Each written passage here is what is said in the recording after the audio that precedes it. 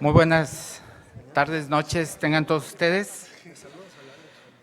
Nos complace enormemente darles la más cordial bienvenida a este escenario para el intercambio de las ideas y también le damos la más cordial de las bienvenidas a una de las instituciones más importantes y significativas para la producción intelectual de México, y me refiero al Colegio Nacional, para lo cual aprovecho el momento y expresarles una sincera felicitación por sus 75 años de actividades, 75 años que han contribuido al desarrollo del pensamiento en nuestro país. De igual forma, recibimos con gran entusiasmo en esta edición de las jornadas del Colegio Nacional en la FIL, que inician con esta mesa que se le ha denominado Transformación de la Salud, una perspectiva internacional. Para ello nos acompañan dos distinguidos miembros del colegio, el doctor Julio Fren, quien es doctor honoris causa por diversas universidades internacionales y nacionales, incluyendo ser honoris causa de nuestra Universidad de Guadalajara. Fue exsecretario de Salud del Gobierno de la República, fundador del Instituto Nacional de Salud Pública, decano de la Facultad de Salud Pública de la Universidad de Harvard, actual rector de la Universidad de Miami, y él ingresa al Colegio Nacional el 24 de mayo del año 2017. Sea usted bienvenido nuevamente a esta ciudad, a esta FIL, doctor Julio Fren. Un aplauso.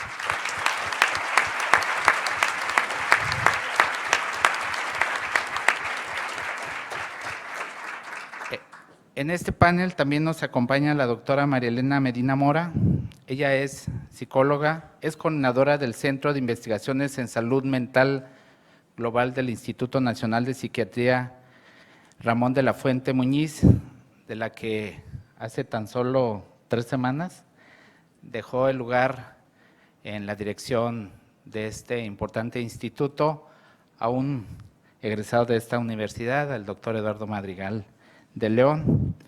Ella es investigadora también nacional nivel 3, miembro de la Academia Nacional de Medicina, de la Academia Mexicana de Ciencias, del Consorcio Internacional de Epidemiología Psiquiátrica y del Grupo Internacional de Asesores de la Organización Mundial de la Salud para la revisión de la clasificación internacional de enfermedades en sus capítulos de trastornos mentales y del comportamiento.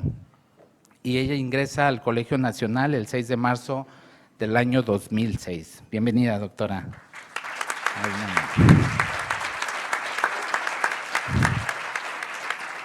También nos acompañan dos reconocidos expertos en el campo de la salud global. Tenemos el honor de contar con la presencia del doctor Eduardo González Pierre, doctorado en Economía por la Universidad de Chicago, actualmente asociado del Centro para el Desarrollo Global en Washington. Ha ocupado altos cargos en el gobierno federal, promovió el cambio de políticas en el sector salud y seguridad social en México. Recientemente fue subsecretario de Salud y fue presidente ejecutivo de Funsalud. Eduardo, bienvenido.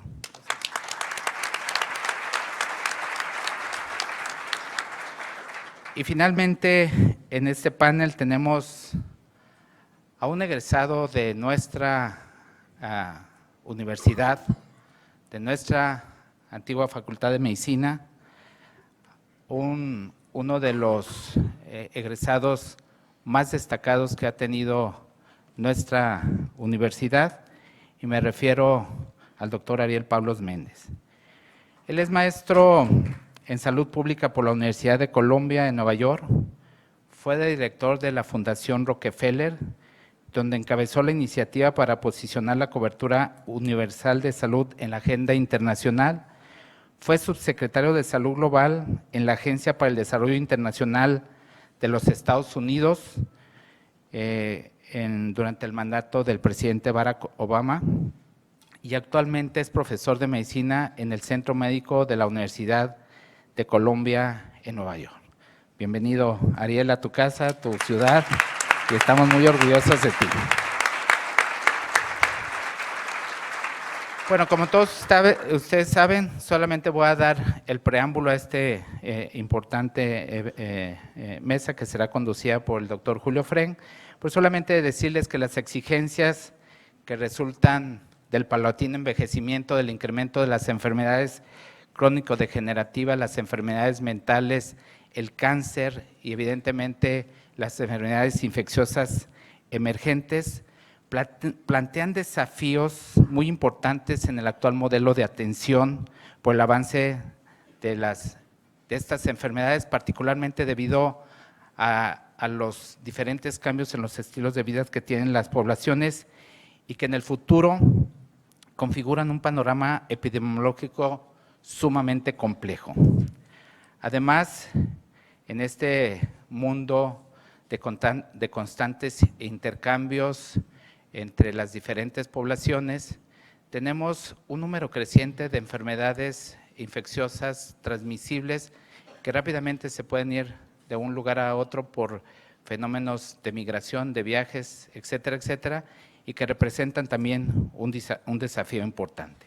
En este panorama tan complejo, los sistemas de salud demandan nuevos modelos de entendimiento de la salud que incluyen mejores alternativas tanto para los esquemas de atención como para sus mecanismos de financiamiento.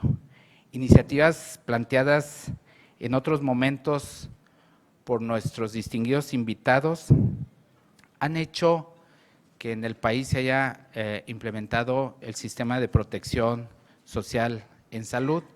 Sin embargo, en estos momentos hay incertidumbre por este tipo de cambios que están sucediendo en nuestro país y es un buen momento y es parte de la conferencia que también nos dictará el día de mañana el doctor Julio Fren en torno a los primeros 15 años del Seguro Popular, desafíos y perspectivas para el futuro.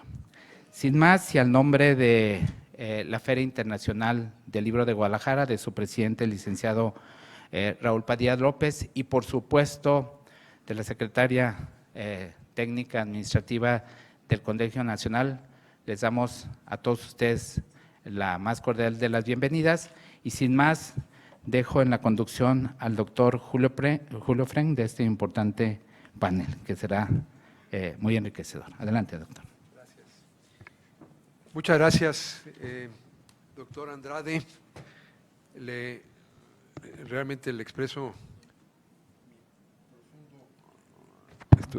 mi profundísimo agradecimiento a usted y a todo su equipo, especialmente al doctor Muñoz, por toda su eficiente convocatoria para esta sesión tan significativa aquí en el marco de la Feria Internacional del Libro, que es ya un referente de la cultura universal. Quiero agradecer al licenciado Raúl Padilla, presidente de la FIL, la invitación a sostener esta sesión conjunta en colaboración con el Colegio Nacional.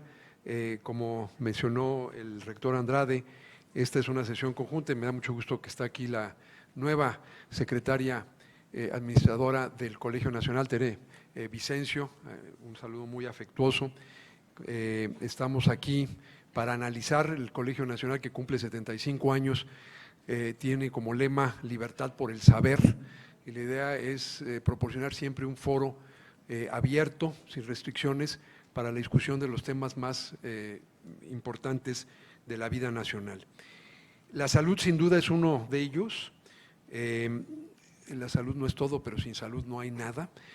Y creemos que estamos ante una coyuntura en nuestro país muy importante, en una encrucijada, en donde realmente se vuelve fundamental debatir cuáles son los escenarios posibles para la evolución futura del sistema de salud. Pero lo que pasa en México está inserto en un contexto internacional y por eso fue que a mí me pareció muy atinada la invitación del licenciado Raúl Padilla a que en este panel tratáramos de ubicar el contexto internacional, las tendencias en la evolución de los sistemas de salud. Entonces, tenemos aquí un grupo muy distinguido de expertos.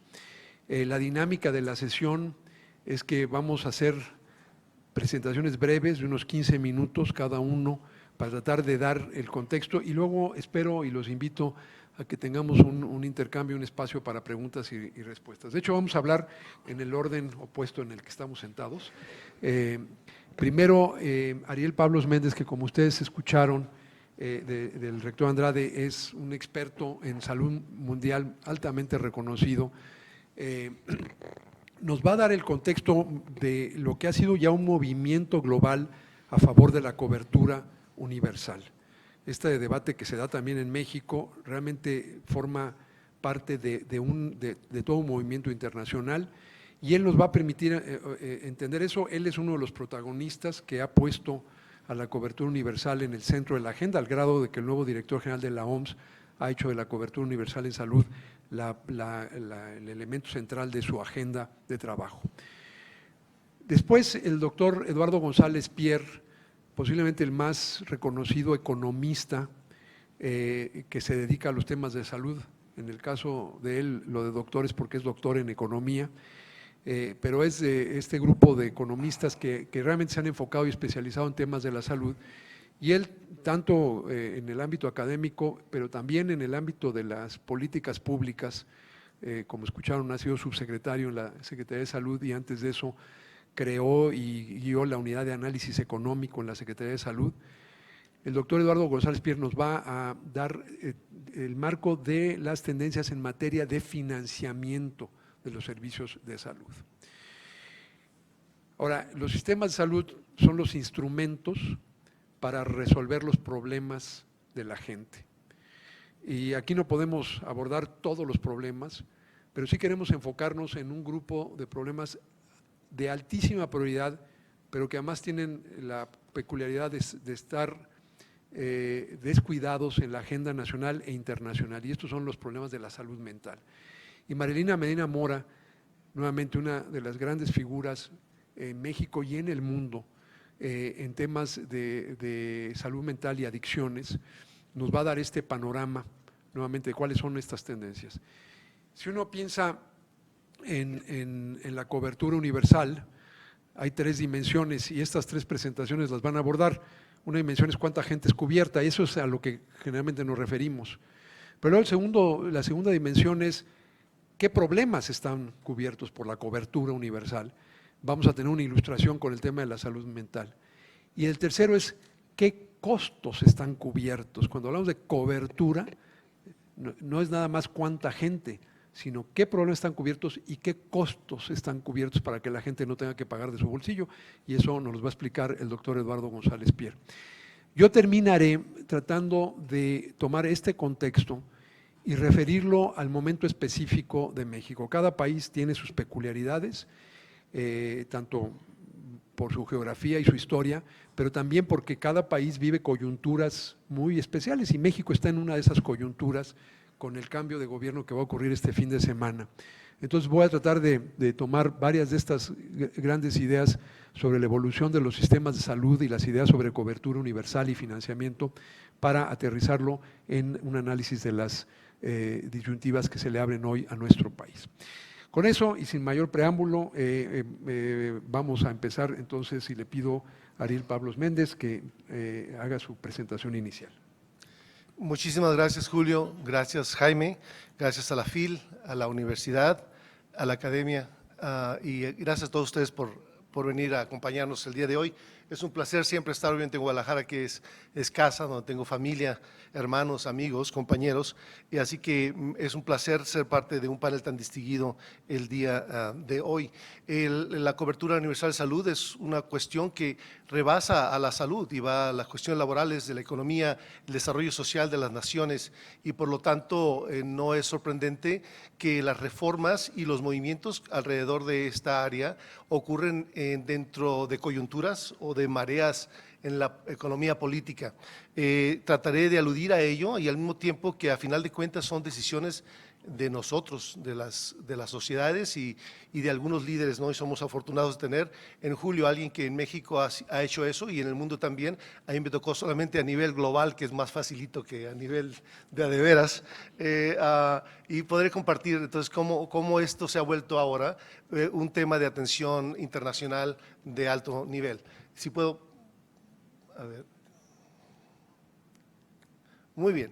El camino a este movimiento a nivel internacional, como un movimiento global, podemos remontarlo en Alemania en 1883, cuando el Kaiser enfrentaba una elección, cuando esa era la época donde Marx y el Manifiesto Comunista y la fuerza laboral, partidos, esta cuestión política forzó a un compromiso que dio origen en mucho a lo que es la seguridad social, que incluye el retiro, el desempleo y el seguro médico.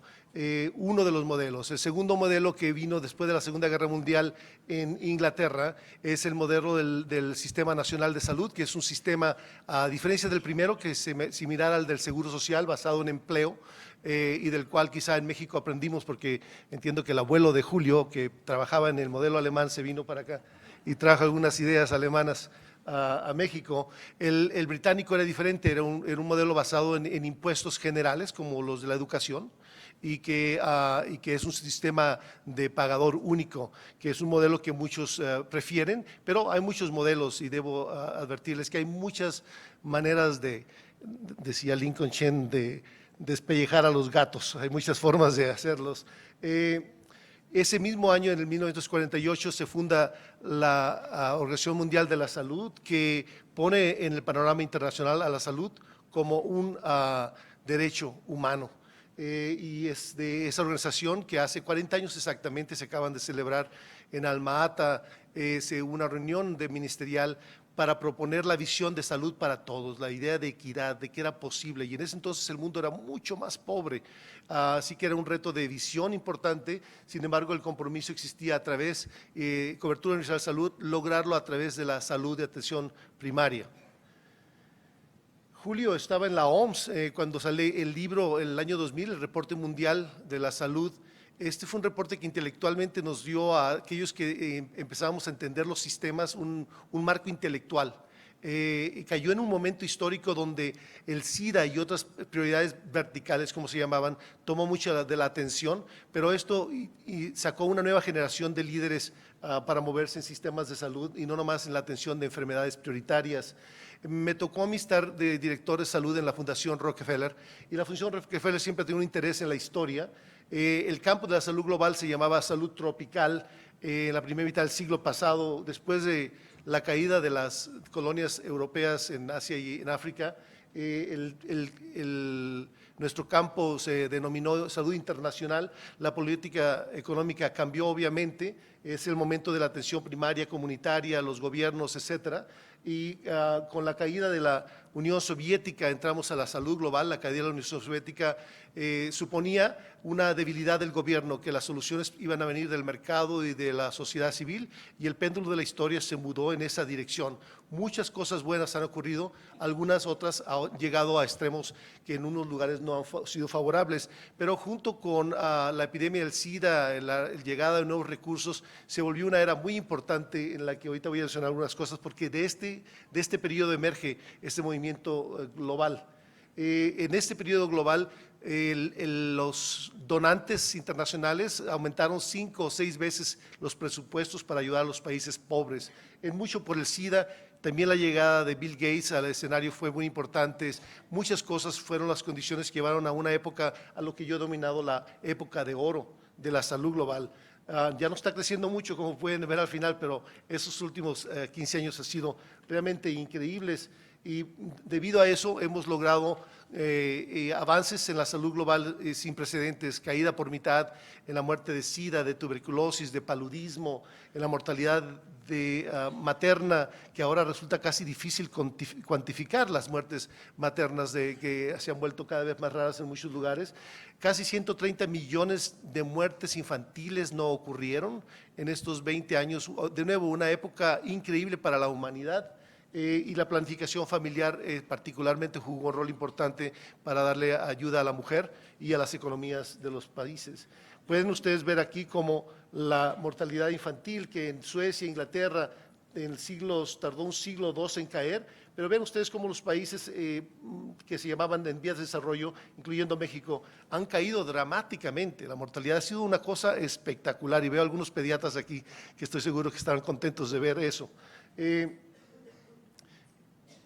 Perdóneme. no sale muy bien la transparencia. Lo que están viendo ahí ustedes es el recorrido de la esperanza de vida arriba de Estados Unidos, abajo de México, casi 30 años de diferencia, y que sin embargo más recientemente se han acercado. Hay una convergencia en el mundo entre los países que se llaman desarrollo y los países ricos del mundo. Esta gran convergencia está ocurriendo por todo el mundo. Es un fenómeno otra vez sin precedente. La esperanza de vida en todo el mundo es ya mayor de 70 años. Ahora llegamos a una nueva era y es en este contexto donde surge este interés por la cobertura universal de salud.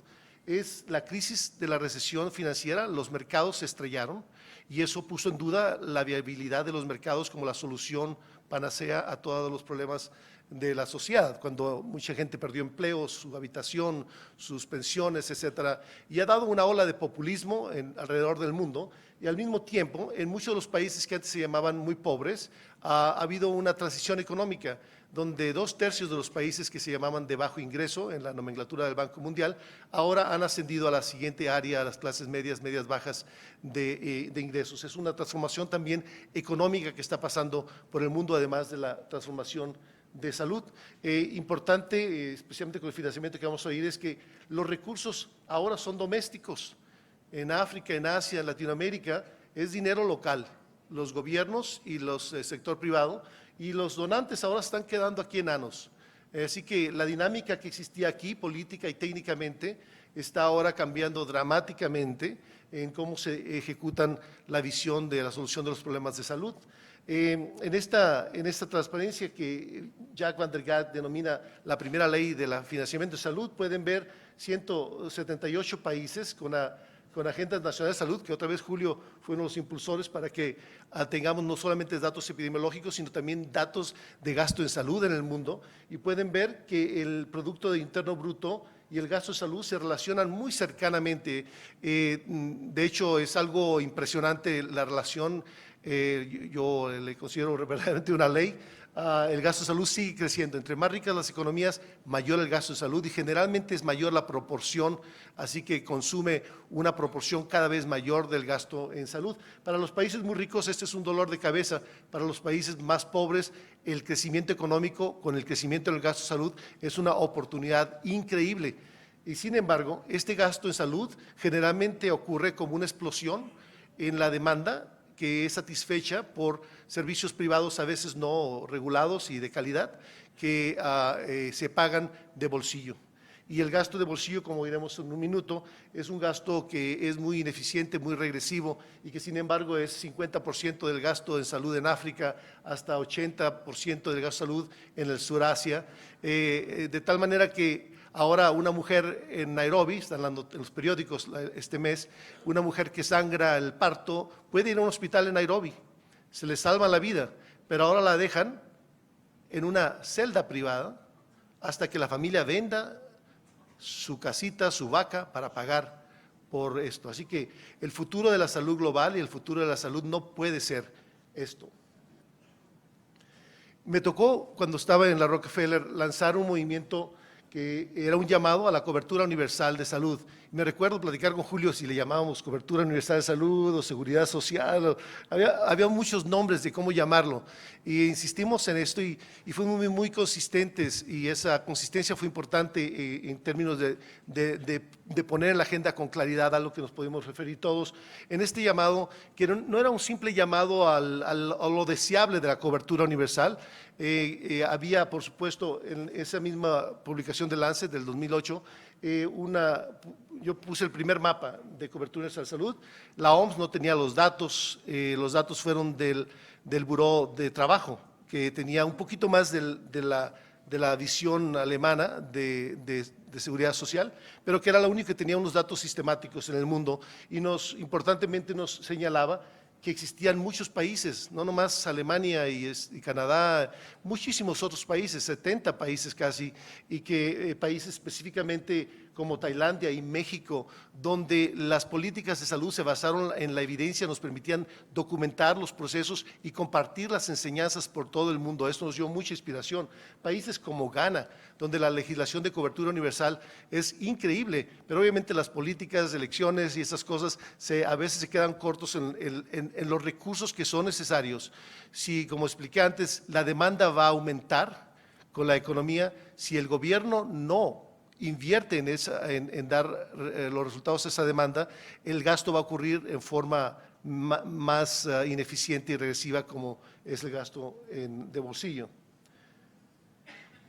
Nos tocó hacer muchas reuniones otra vez en Velayo, que otra vez Julio y Eduardo y otros todos han estado en Velayo, del Centro de Conferencia de Rockefeller. La conferencia del Prince Majidol en Tailandia se volvió bien importante. Creamos algunas organizaciones como el Instituto para Desarrollos de Resultados para el Desarrollo, un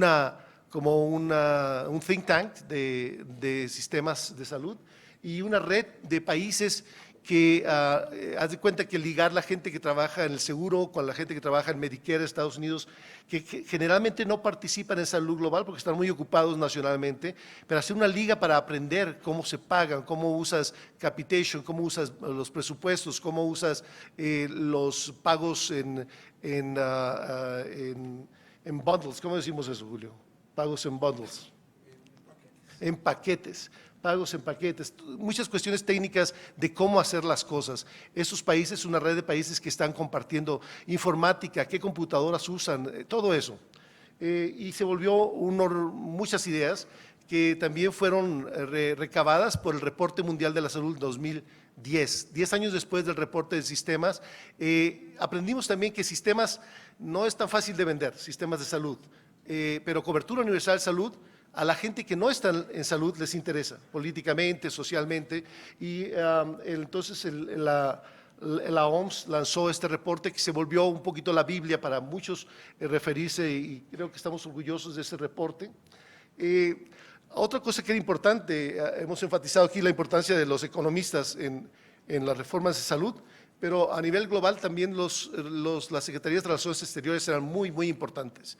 Y a mí me tocó, por conocidos desde la Rockefeller, entonces verme con Bernard Kouchner, que había sido el fundador de Médecins Sans Frontières y era en ese momento el secretario de Relaciones Exteriores de Francia, y nos vimos con el embajador ahí en Nueva York y jaló, dijo sí, esto va a estar bien, y seguimos con sus gentes allá en París, y Francia entonces llevó la bandera a las Naciones Unidas para posicionar a la cobertura universal de salud, junto con otro grupo de países que formaban un consorcio de ministros de Relaciones Exteriores, incluyendo a Noruega, a Tailandia, a Brasil, a Kenia, y eso se volvió una fuente de otras fuerzas y gentes que estaban ligadas a las Naciones Unidas para promover primero a las Naciones Unidas lo que se volvió la primera resolución en favor de la cobertura universal de salud, y declarando el día diciembre 12, que es el Día de la Virgen también, es el Día de la Cobertura Universal de Salud en el mundo hoy por hoy. Pero otra vez, no nomás es el deseo, nos tocó entonces ser parte de la Comisión para la Inversión en Salud, que dirigía Dean Jamieson, amigo de muchos aquí en esta mesa, y Larry Summers, que había sido el secretario del Tesoro de Estados Unidos y presidente de la Universidad de Harvard. Y en este reporte que hablaba de en general cómo invertir desde el punto de vista económico, se concluyó también que la cobertura universal salud, el llevar adelante de forma progresiva la cobertura era algo que no solamente era factible, sino necesario y de hecho una muy buena inversión para la sociedad. También nos tocó, yo ya estaba trabajando para el presidente Obama y me tocó estar a las mesas de discusión de los objetivos para el desarrollo sostenible para el 2030, y es increíble como una agenda que 10 años atrás era una idea media loca, ahora se estaba volviendo casi la idea que iba a ser la cobija para todos los objetivos, y llegó acabando siendo como uno de los objetivos que ahora está siendo monitoreada regularmente para cada país, el progreso tanto en la cobertura de los servicios más importantes como el gasto de bolsillo catastrófico en las naciones. Y contamos también con economistas como Amartya Sen, que es un premio Nobel, y él también se volvió un campeón de esto con otros 300 economistas que firmaron en apoyo a la cobertura universal de salud como una cuestión económica para las naciones. Y esto llega luego a la agenda global. Nos tocó trabajar con el grupo de los 7 en Japón. El primer ministro de Japón se volvió un gran campeón de la cobertura universal de salud, publicando en Lancet y invitando a toda la sociedad global. Y Japón ahora está impulsando mucho esta agenda Nos tocó también los alemanes, entonces con el grupo de los 20 que están reuniendo ahora otra vez, abrazar los sistemas, la salud de la atención primaria, algo que no había pasado. En salud global estábamos tan concentrados en SIDA, en tuberculosis, en salud materno-infantil, y ahora los grandes naciones donantes estaban impulsando esta área también. Y me tocó ser parte de la campaña que llevó a la elección primera de un africano a la OMS como director general y como su bandera principal, siendo la cobertura universal de salud, que ahora ha sido ratificada por la Asamblea Mundial de la Salud con el plan de expandir cobertura en el mundo a 1 billón de personas en el mundo. Ahora las Naciones Unidas están convocando a todos los cabezas de Estado a una sesión especial en el año 2019, en septiembre, sobre cobertura universal de salud, que eso va ahora a poner muchas más resoluciones y expectativas en los países. El presidente Cedillo, que ahora dirige un instituto global en la Universidad de Yale y me ha invitado a ser asesor, él es miembro del grupo de ancianos, un grupo de exmandatarios distinguidos que han hecho bien en el mundo y que incluye a Mandela y al presidente Carter y a Mary Robinson, etcétera, que están trabajando para hacer el bien y han decidido también abrazar a la cobertura universal de salud como una de sus pocas agendas sociales, porque generalmente se involucran en elecciones y en conflictos. Y esto va a ser muy bueno para el año próximo. También se ha creado una nueva sociedad de cobertura universal de salud 2030 que estará monitoreando y proveyendo atención técnica a los países para avanzar en la dirección de que las cosas realmente cambien en los países. Están cambiando, muchos países han ya introducido legislatura, cambian presupuestos y la cobertura está empezando a expandirse. Muchas gracias.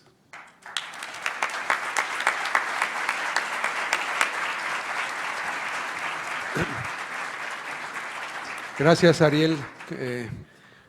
Es increíble cómo resumiste en poco más de 15 minutos un par de siglos de evolución del pensamiento sobre esto. Y yo destaco algo que no debemos de perder de vista.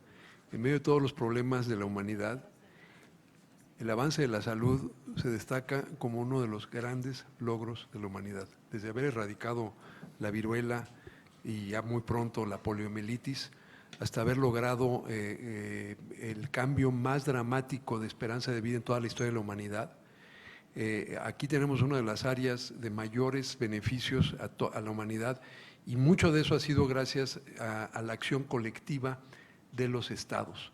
Este es un área en donde ahora que hablamos de retrocesos hacia visiones nacionalistas, la cooperación internacional es esencial.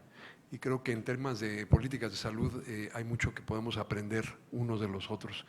En este marco histórico y de este gran movimiento, evidentemente el tema de financiamiento es crucial. Entonces ahora le pido al doctor Eduardo González Pier que nos presente su visión sobre las tendencias y evolución del financiamiento en salud. Muy buenas noches a todos. Muchas gracias. Inicio también sumándome con un agradecimiento al Colegio Nacional, a Julio Frenk por esta invitación, por supuesto también a la FIL, a la universidad, al doctor Jaime Andrade, y también es un placer ver a tantos amigos, caras conocidas, amigos de la Secretaría, del IMSS, de Guadalajara. Entonces es todo un placer estar aquí con tan distinguidas personalidades. Bien, a mí me toca de alguna forma darles una panorámica de lo que son los temas de financiamiento. Efectivamente, la salud no es todo, el presupuesto tampoco es todo, pero cómo ayuda si queremos lograr la cobertura universal.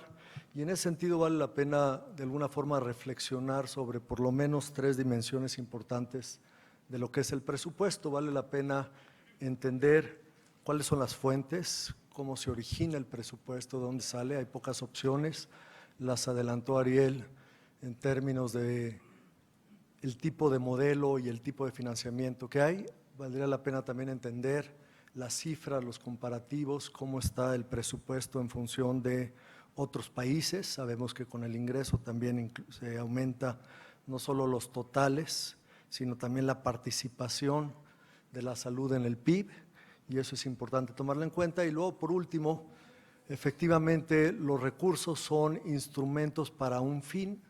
El recurso se tiene que convertir en actividad, la actividad se tiene que convertir en acceso, el acceso se tiene que convertir en mejor salud, y en ese sentido es muy importante saber qué tipo de actividades o qué tipo de intervenciones se pueden lograr con los recursos disponibles. Entonces empiezo con las cifras generales. Esta es una tendencia desde el año 2000. Tenemos cifras relativamente confiables de lo que gastamos o invertimos en salud desde 1993. En México, uno de los primeros países que hizo cuentas nacionales de salud, fue también gracias a un esfuerzo de los investigadores de FunSalud en su momento, cuando el doctor Julio Frenk era parte de la fundación, y tenemos la tendencia de lo que ha sido. Quiero de alguna forma hacerles notar una serie de tendencias. La primera es que los países de la OCDE, aquí agarré los 32 países que tienen muy buena información sobre financiamiento, son los países más desarrollados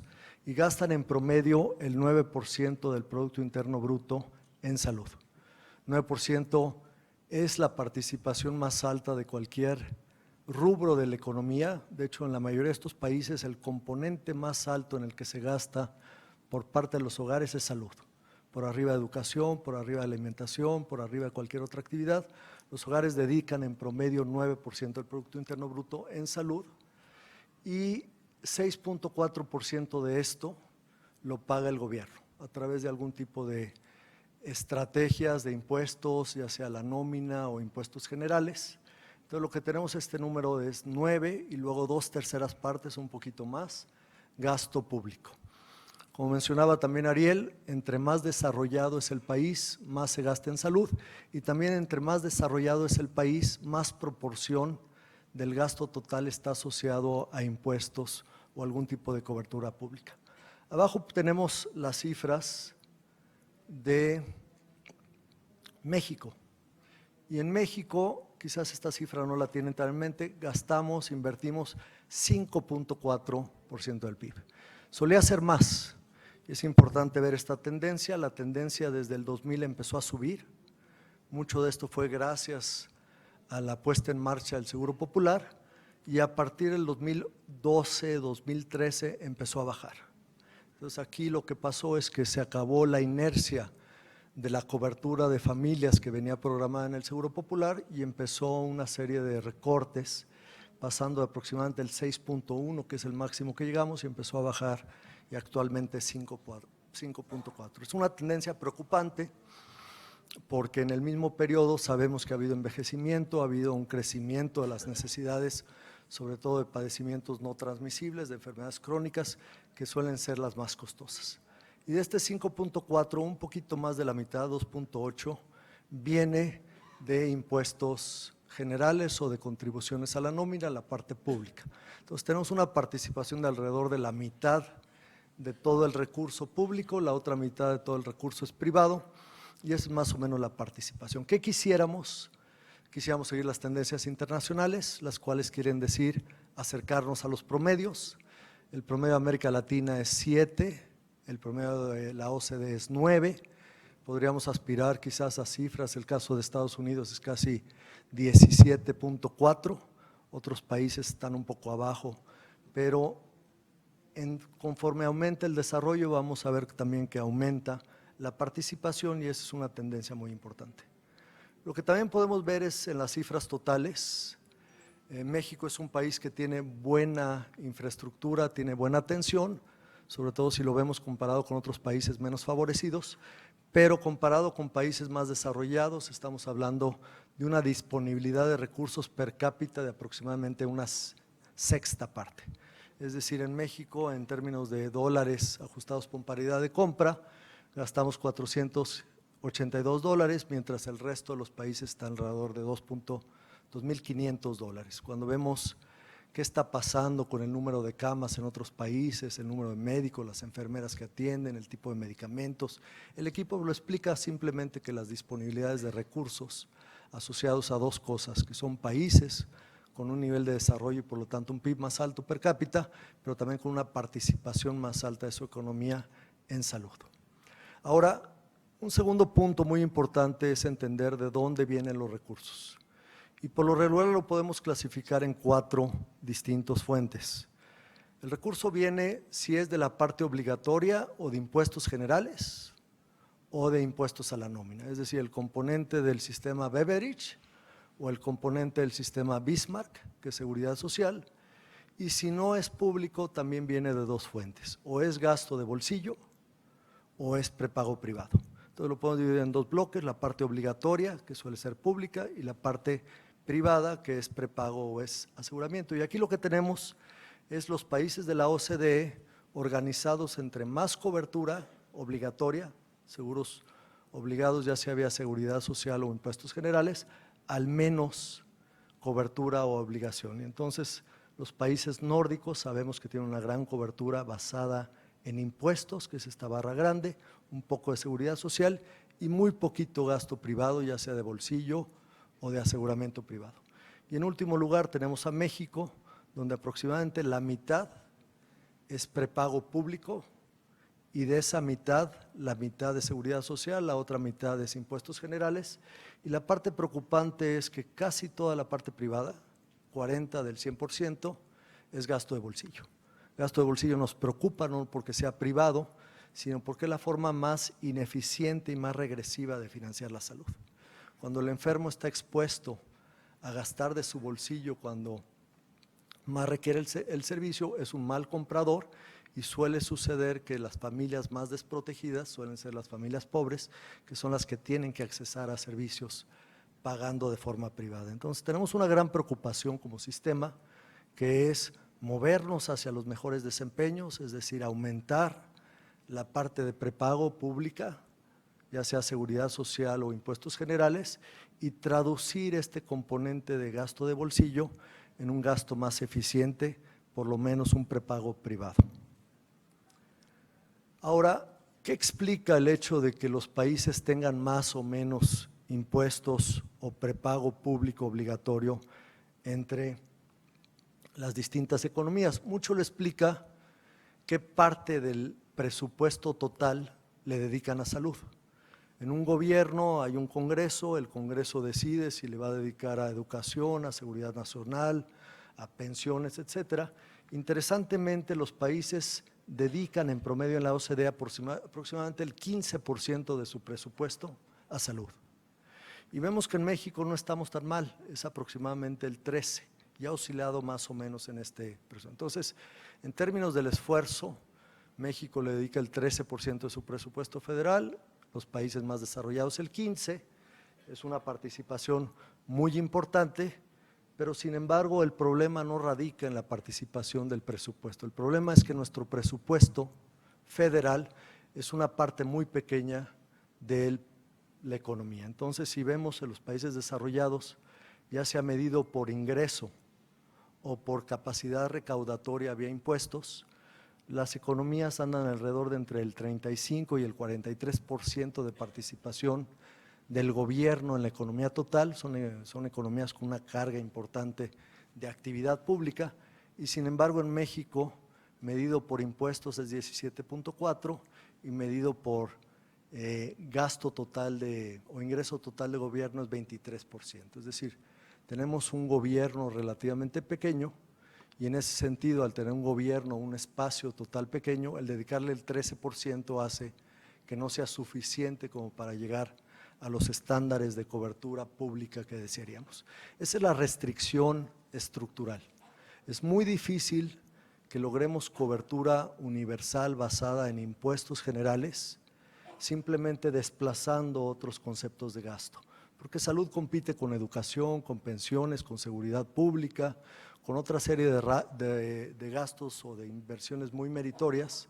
Lo que hace muy difícil avanzar es tratar de encontrar más espacio fiscal, y de eso se tratan las reformas tributarias o las reformas fiscales. Ahora, hay otro componente muy importante que vale la pena mencionar, y esta es una cifra que se publica por el INEGI, que se llama el PIB ampliado del sector salud. Y es la parte que es digamos, un costo económico que tienen las familias en México, particularmente en México, de lo que le dedican de trabajo no remunerado a cuidar enfermos. El caso de México, en estas cifras, 1.4 de un total de 5.6 medido por INEGI, es lo que se contabiliza como gasto en salud basado en horas que le dedican las personas en los hogares, principalmente mujeres, a cuidar enfermos. Entonces, además de todo el gasto explícito que tenemos, este 5.4, hay un esfuerzo muy importante de las familias en cuidar a los enfermos, principalmente enfermos crónicos y padecimientos que van a la alza en términos del perfil epidemiológico que estamos viendo en México. Y lo podemos ver más acá, pasando a la última dimensión. Ese 5.4 es mucho, es poco, lo que sea, es muy importante ver a qué se está dedicando. Y aquí lo que podemos ver es la composición del gasto del lado derecho de la OCDE, del lado izquierdo México. El rubro más importante, no el que más salud genera, pero el más importante, es el gasto en atención curativa y rehabilitación. Aproximadamente el 55% y en el caso de México el 61% se va a operar las clínicas, operar los hospitales, dar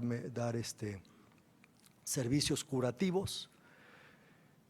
Y luego viene la parte de atención domiciliaria, que es relativamente pequeña, pero luego viene este componente que es muy importante, 13.7 del gasto en la OCDE en salud es cuidados de largo plazo. En el caso de México, 0. Es decir, tenemos un sistema que no está invirtiendo en cuidados de largo plazo, por lo menos no en la parte institucional. Las instituciones, el IMSS, el ISSSTE, el Seguro Popular, no tienen los cuidados necesarios para que el servicio, la institución vaya a los hogares y cuide los padecimientos se hospitalizan, pero la atención no va a los hogares. Y este es un gran reto, no nada más porque es grande, sino porque los cuidados de largo plazo es el concepto de gasto que más está creciendo en todos los países desarrollados. Por supuesto tiene que ver con envejecimiento y por supuesto tiene que ver con las enfermedades crónicas más prevalentes en países desarrollados.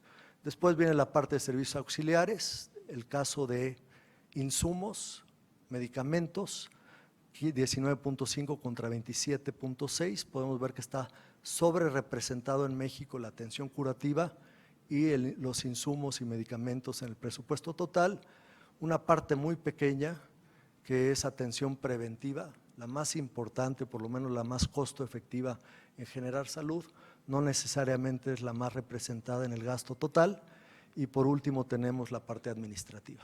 Entonces, tendencias es irnos moviendo a los perfiles observados en países más desarrollados, lo cual va a querer decir empezar a abrir un poco más los servicios extramuros, que creo que son muy importantes, y bajar un poco la proporción del servicio asociado a insumos. Para terminar, mencionar un poco de qué sucede con esos recursos en México. En México tenemos más o menos cobertura universal desde hace aproximadamente 6 años. Casi toda la población puede o debe estar afiliada a algún sistema y sin embargo de la encuesta en Salud 2012, y ahorita explico por qué es 2012, tenemos las cifras de cuántos de los asegurados por institución utilizan servicios privados. Y en el 2012, aproximadamente el 30% parejo entre instituciones, un poco menos Pemex, de la atención de los asegurados se solicitaba, ya sea por razones de oportunidad, de geografía o de calidad, se atendía en el sector privado. Y aproximadamente el 10% de la hospitalización.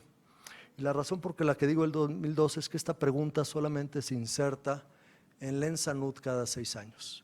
Actualmente se está levantando la ENSANUD 2018, misma pregunta, y algo que es muy interesante y vamos a ver en los próximos meses es qué pasó con este 20% de atención privada para los asegurados, 30% y este 10% de hospitalización que también los asegurados buscan en el sector privado, subió o bajó.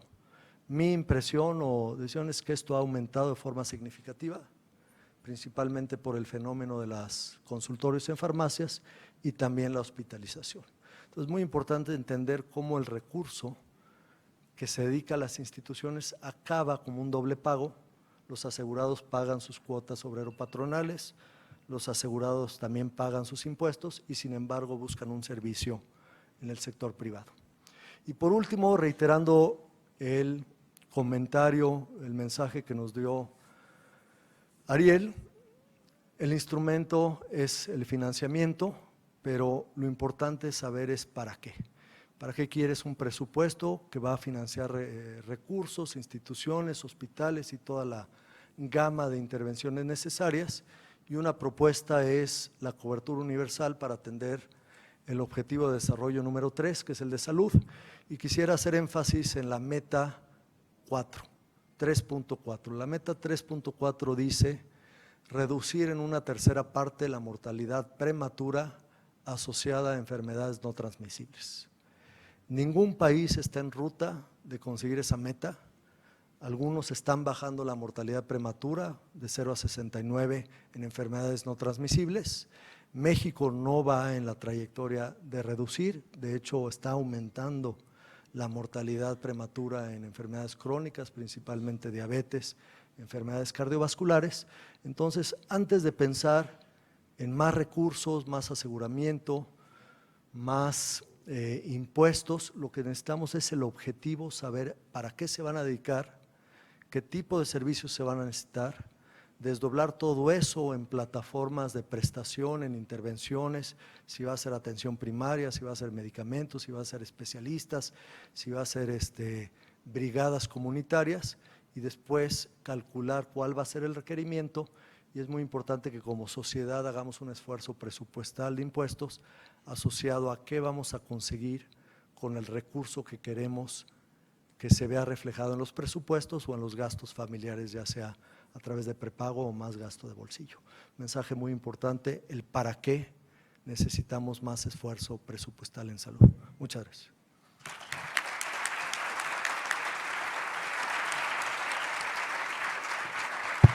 Gracias, Eduardo. Parte del gran reto del financiamiento es que en salud siempre somos víctimas de nuestros éxitos. Conforme han ido avanzando los programas de salud pública, nos hemos ido acabando las enfermedades baratas de prevenir y de curar, como las enfermedades que se previenen con una vacuna que puede costar centavos. Y en su lugar vivimos más años y tenemos una exposición mayor a enfermedades de larga duración. No tenemos tiempo hoy de revisar todos los problemas, pero un área de altísima prioridad donde los problemas son crecientes, pero además un área que particularmente ha sido descuidada, muchas veces porque se asocia a estigmas, es el área de la salud mental. Y le quiero ahora pedir a Marilena Medina Mora que nos recuerde, como dijo Eduardo, para qué hacemos todo esto. Todo esto, organizar sistemas, movilizar recursos, es para resolver problemas de la gente. Y uno de esos problemas centrales son los problemas de salud mental. Pues muchas gracias. Yo me uno al agradecimiento por la invitación y porque es un privilegio y creo que es una oportunidad el que la salud mental se esté incorporando ahora a los temas importantes en salud.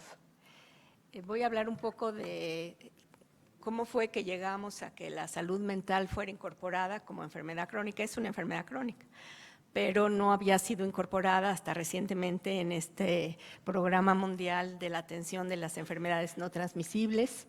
También llegó a la meta de desarrollo sustentable cuando en las metas de milenio no había sido incorporada, a pesar de que es un factor importantísimo para la pobreza y la réplica de la pobreza. Hablar un poco cómo está la situación en México y en el mundo y si podemos transformar la manera como estamos entendiendo la salud mental y cuáles serían estas oportunidades que justamente se presentan en estos tiempos de dificultades. Y me voy a basar básicamente en lo que se publicó en este último documento de Lancet que acaba de ser publicado sobre la salud mental global. Un poco de historia que es muy parecida a la que ya se presentó, nada más que yo la puse en una sola diapositiva, espero que no sea muy complicado, pero hablar de que llegar a donde estamos ahora tomó 30 años. Empezamos en una declaración de Caracas en donde se habló del enfoque de comunidad y de la necesidad de sacar la atención exclusiva en hospitales para llevarla a la comunidad, cuando se empezaron a incorporar los determinantes sociales, cuando el doctor Frenk, en una visión pues muy innovadora, cambió el marco conceptual para hablar de la salud pública para poder atender este problema.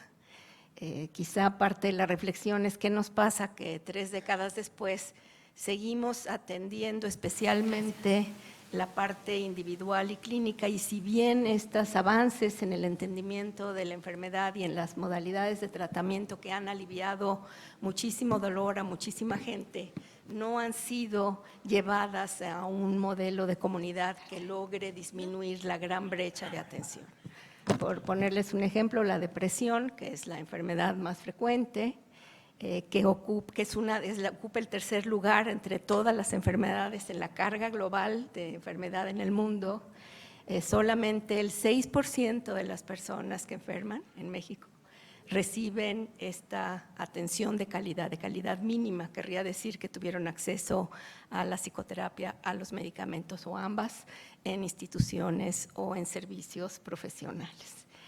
Y esto en el mundo es como alrededor del 22%, o sea, no, lo que se piensa es que en realidad para la salud mental todos los países son países en vías de desarrollo porque la brecha de atención existe en los países ricos y pobres. Esa fue una etapa muy importante para desarrollar ese marco conceptual que realmente ha guiado todo el trabajo.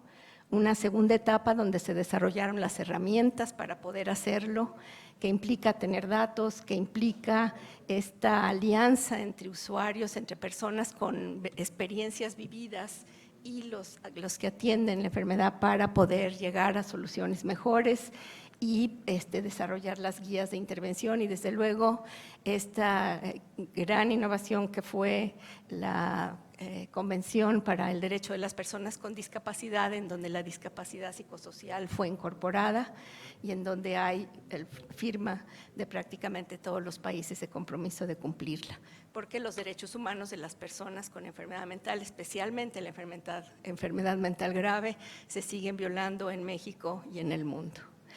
Y la tercera etapa, en donde ya se incorporan los programas de acción, en donde se desarrollan acciones y indicadores, donde se incorpora, como les decía, en las metas sustentables de desarrollo, la salud mental, el esfuerzo del Banco Mundial por hacer un ejercicio de ver cómo los países en vías de desarrollo, aún los más pobres, habían tenido experiencias de innovación y habían logrado sacar adelante programas mucho mejor que países con más recursos. Por ejemplo, qué hizo Ruanda después de la guerra, qué hizo Haití después de los desastres naturales y cómo sin infraestructura pudieron tener un avance que quisiéramos nosotros copiar.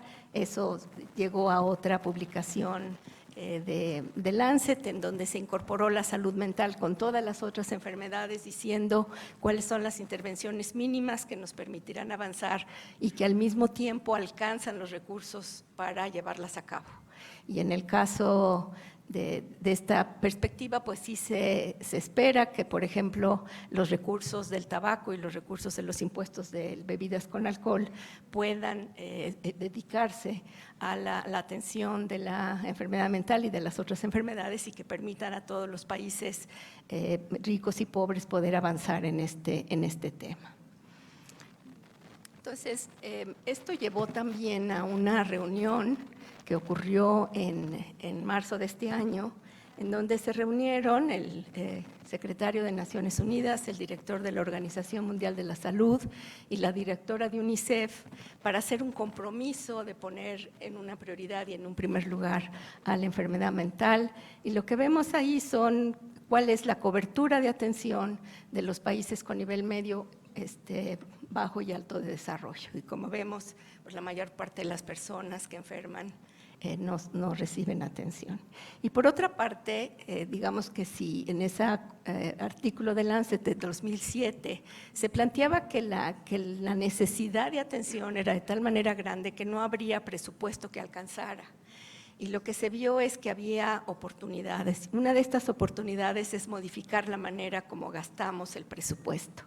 Entonces, en México, por ejemplo, nosotros Es una enfermedad, las enfermedades mentales son responsables alrededor del 14% de toda la carga por todas las enfermedades, pero solo reciben el 2% del presupuesto de salud. Lo más grave es que se atienden en el tercer nivel la mayor parte de las personas, es decir, es uno de los pocos países en el mundo donde más personas van por primera vez a atenderse a un tercer nivel en lugar de atenderse en un primer nivel.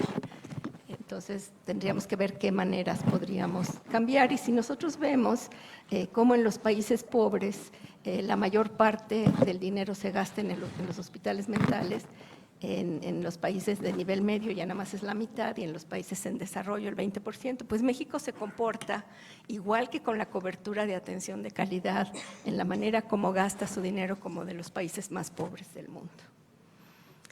Ahora, ¿por qué llegamos a una crisis que estamos enfrentando, una gran crisis de enfermedad mental no tratada y un costo muy grande de no estar tratando la enfermedad?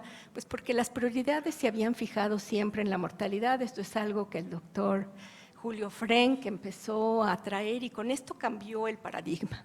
Es decir, las enfermedades mentales, si bien los enfermos graves mueren de 10 a 15 años antes de la esperanza de vida, antes que las personas de sus mismos entornos que no tienen enfermedad mental, debido a que no se tratan las otras condiciones crónicas. Es una persona que tiene esquizofrenia, va a ser mucho más difícil que tenga atención por cáncer, por enfermedades cardiovasculares y por cualquier otra enfermedad. Y por eso mueren prematuramente y porque el suicidio, cuyo principal predictor es una enfermedad mental, no está incorporada o apenas se está incorporando en las mediciones.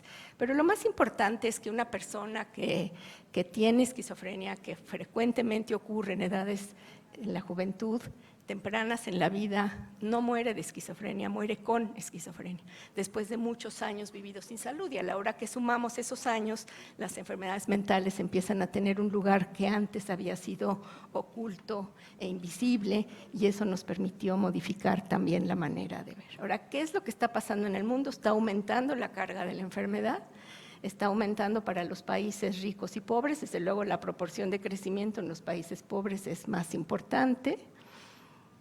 Por otra parte, la inversión pues es ridícula. Lo que ha pasado ahora es tratar de estimar cuánto nos cuesta no atender la salud mental. Es decir, ya se hicieron las estimaciones de que si queremos tener un programa y definimos qué acciones vamos a tener, cuánto dinero se le tiene que poner para que realmente sea posible.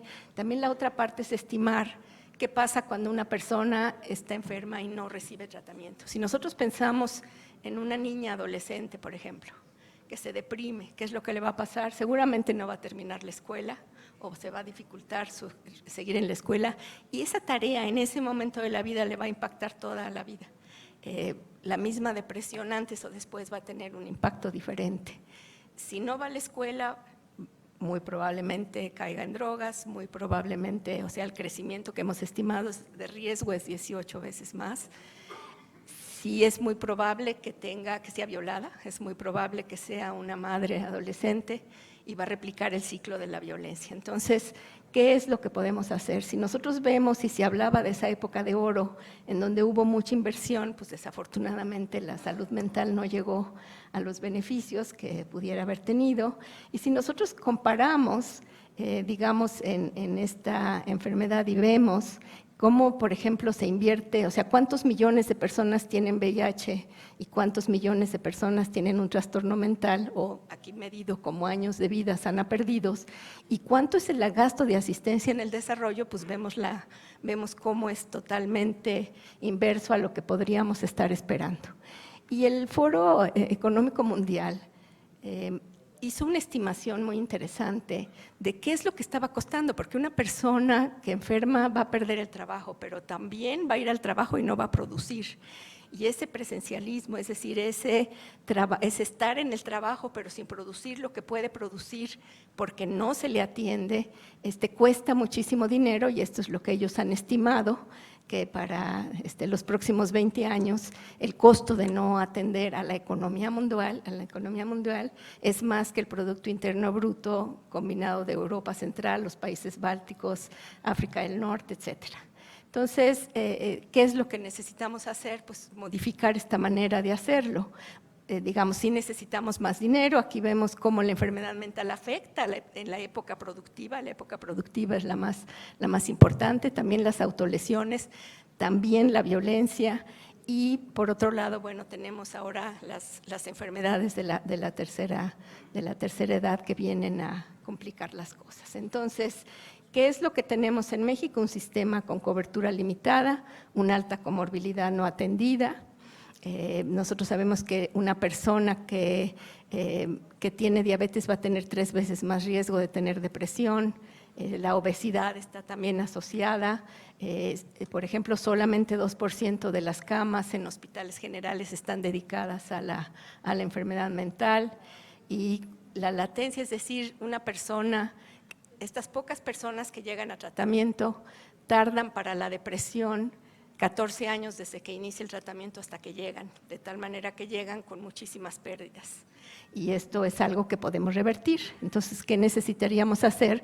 Pues cambiar el sistema de atención, y eso nos permitiría ir al primer nivel, tener muchos más servicios en el país, no construir más hospitales, sino ligados a los hospitales generales para poder dar la atención a la salud general y evitar este estado de gravedad que hace que muchas de las personas que llegan a los hospitales en ese momento no tengan la capacidad para tomar una decisión voluntaria, que por otra parte se considera violatoria a sus derechos humanos.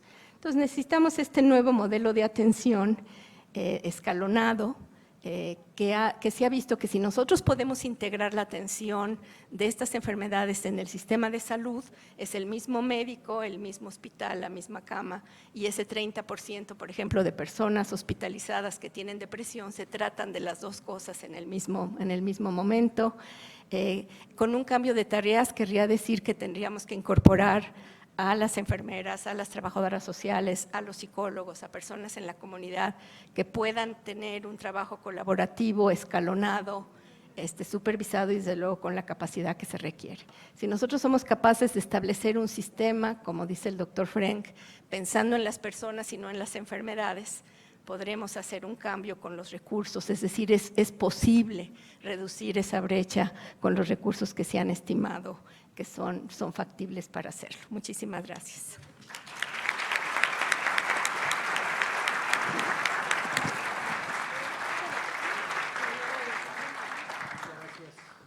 A la doctora Medina Mora, creo que ilustra un área muy, muy importante y que requiere de atención inmediata.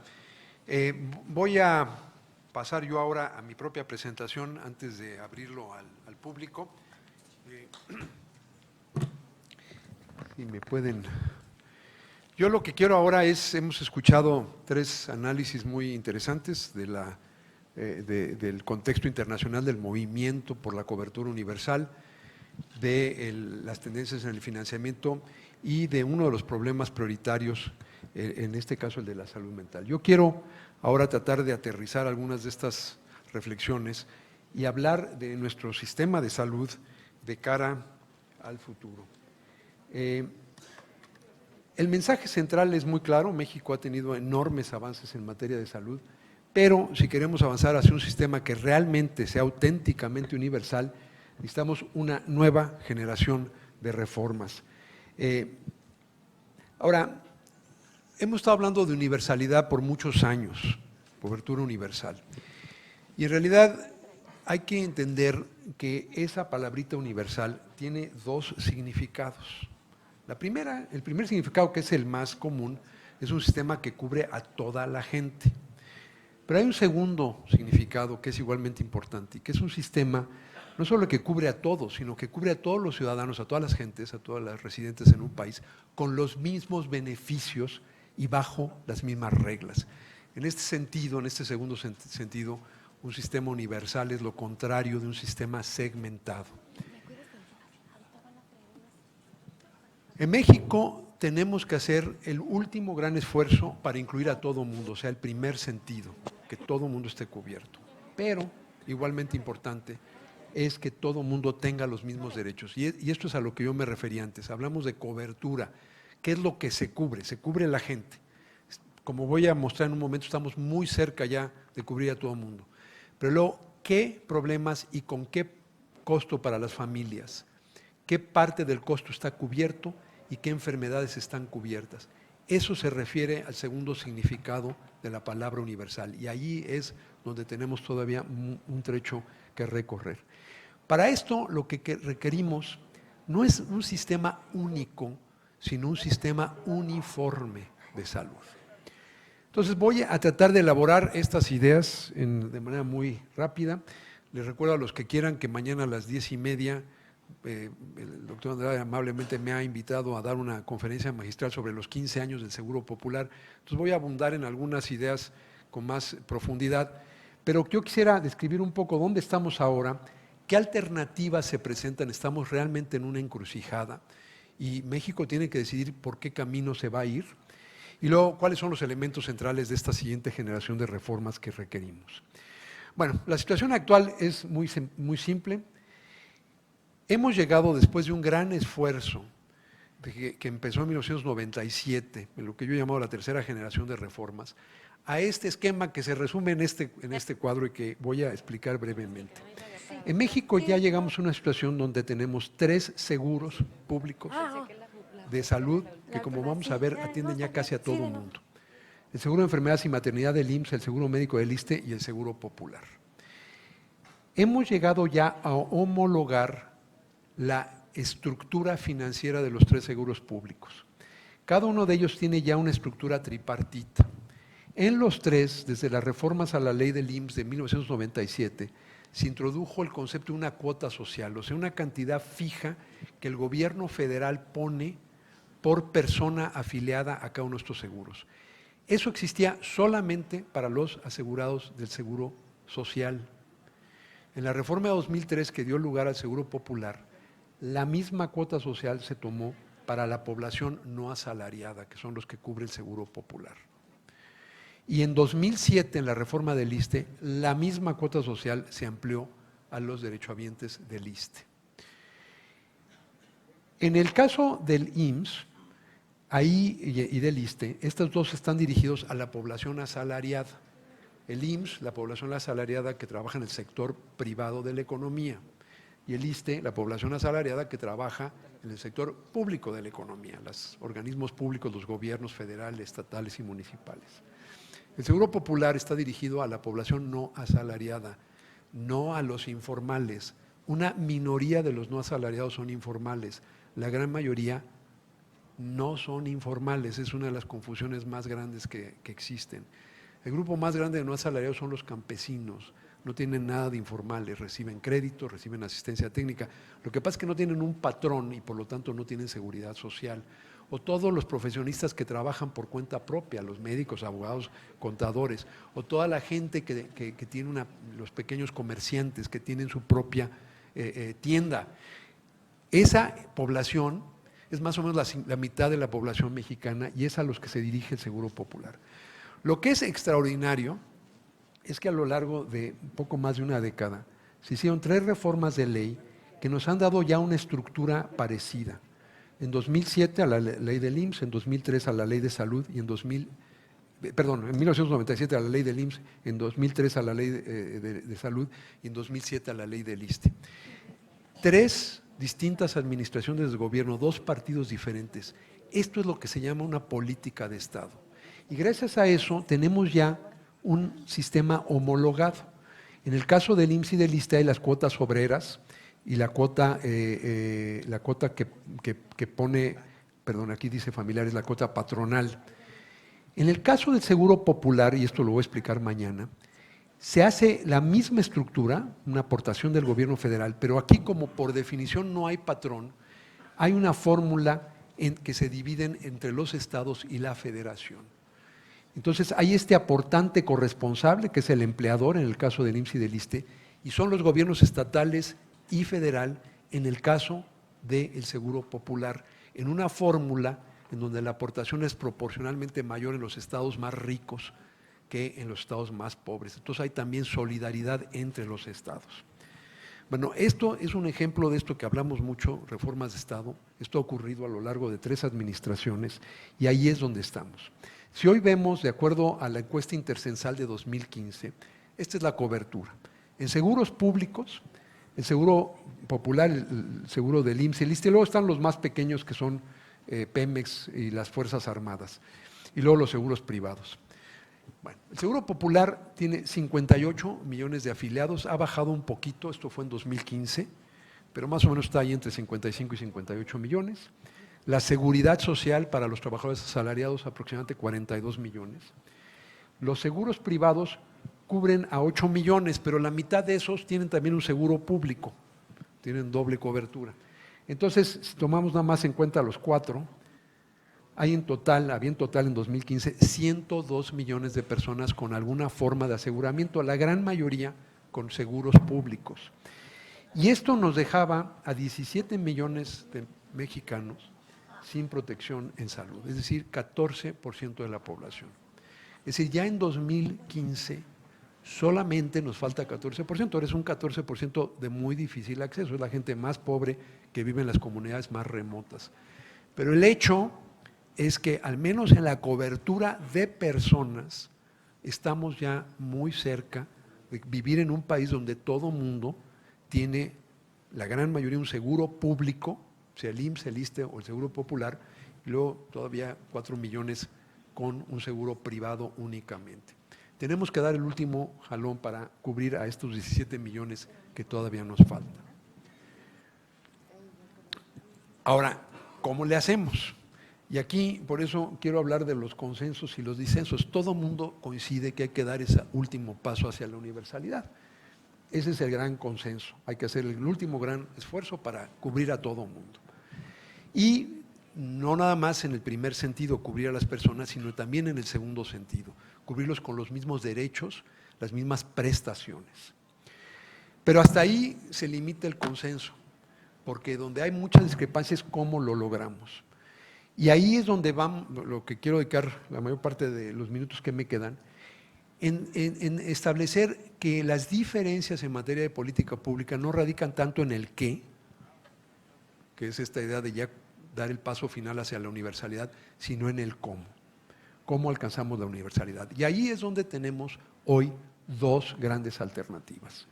Y yo les llamo un modelo público único o un modelo público plural. Quiero enfatizar que en ambos casos estamos hablando de un modelo público. Como ya lo explicaron tanto Ariel como Eduardo, a medida que las sociedades avanzan, una mayor proporción del financiamiento de la salud es público. ¿Okay? Las sociedades con economías de mercado más avanzadas y consolidadas, la mayor parte del financiamiento es público. Es en los países muy pobres donde el pago es privado y sobre todo de bolsillo. O sea, en países como la India, que está teniendo un crecimiento muy rápido, pero que todavía es un país de ingresos medios bajos, 80% del gasto es de bolsillo. En cambio, en un país como la Gran Bretaña, 5% es gasto de bolsillo y el resto es gasto público. Entonces, el futuro para México tiene que ser en consolidar el espacio público. La pregunta es si lo hacemos mediante un modelo de monopolio público o si hay espacio para la pluralidad dentro de un modelo público plural. Y este diagrama resume el dilema en el que estamos. Todo sistema de salud cubre a distintos grupos sociales y todo sistema de salud tiene que cumplir 3 funciones. La rectoría, que son las reglas del juego, qué se requiere para ser médico o enfermera, qué necesitamos para poder vender un medicamento, son las reglas del juego. Hay el financiamiento, ya habló Eduardo González Pier, la movilización y aplicación de recursos financieros, y luego está la prestación de los servicios, la atención de servicios preventivos, diagnósticos, terapéuticos y de paliación a las personas. En México dividimos desde los orígenes del sistema de salud a la gente en pobres y no pobres.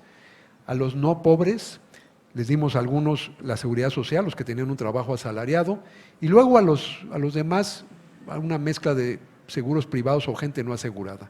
Y a los pobres creamos secretarías de salud que les dieran asistencia, por eso la Secretaría de Salud se llamó primero Secretaría de Salubridad y Asistencia.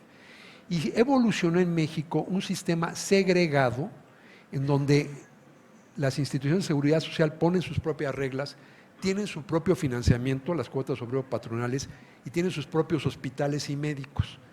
Hay un sector privado muy heterogéneo y luego tenemos la Secretaría de Salud para la gente pobre con sus propias reglas, sus propios hospitales y su propio financiamiento. Este sistema es el sistema segmentado que ya debemos de superar. El modelo público único lo que propone es juntar todo, pobres y no pobres, juntarlos y tener una entidad que se vuelva el único financiador y prestador de los servicios de salud. Este es el sistema, el primer modelo. Este modelo público único existe actualmente en Cuba y está en construcción en Venezuela. Es un modelo raro en el mundo, pero hay algunos países que lo tienen. El sistema se financia, todo el Estado es el financiador único y se constituye en un monopolio para la prestación de servicios a toda la población. Es un modelo que promete dar todo para todos, no establece prioridades, sino que es todo para todos. En México, la mayor parte de las propuestas es integrar todo alrededor de la Secretaría de Salud, aunque hay algunos grupos que han propuesto integrar todo alrededor del IMSS, como ocurrió en Costa Rica hace un par de décadas. Y parten de la experiencia, lo más parecido es el programa de servicios médicos y medicamentos gratuitos del Distrito Federal en el sexenio 2000 a 2006. Bueno, este modelo tiene varias ventajas. Como todo se integra, se tienden a reducir los costos administrativos. Típicamente se financia con impuestos y en la medida en que el sistema tributario sea progresivo, es un sistema progresivo y desde luego contribuye a la solidaridad al agregar los riesgos en un fondo único de salud. Pero tiene también muchas desventajas. En primer lugar, no hay capacidad de elección. Por definición es un monopolio, hay un solo sistema, no se puede elegir. Segundo, genera grandes desincentivos a la eficiencia y a la calidad, y es lo que vemos en los países, es que la calidad es baja, hay largas listas de espera, colas, la gente como es un monopolio pues no hay un incentivo a tratar muy bien a la gente. Al ofrecer todo para todo raciona los servicios, pero lo hace erigiendo barreras burocráticas, por ejemplo largas listas de espera. El IMSS opera así. Entonces, ¿cómo raciona el IMSS? No le alcanza, por lo que ya nos explicó Eduardo González Pierre, los famosos diferimientos. Y por eso es que 30% de la demanda de derechohabientes del IMSS, que ya pagaron sus cuotas obrero-patronales, de todas maneras se van y pagan una segunda vez en servicios privados porque no pueden con las barreras burocráticas. Y finalmente, crea conflictos de interés entre las funciones, porque si yo soy el que pongo las reglas, el que, por ejemplo, acredita a los hospitales, y soy también el que opera los hospitales, evidentemente hay un conflicto de interés.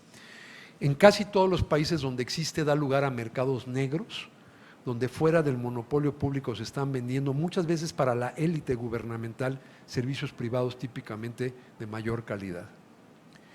Bueno, ¿cuál es la alternativa? El modelo público también, pero plural. Es el mismo sistema segmentado que tenemos hoy, pero lo que este modelo propone es invertir la organización.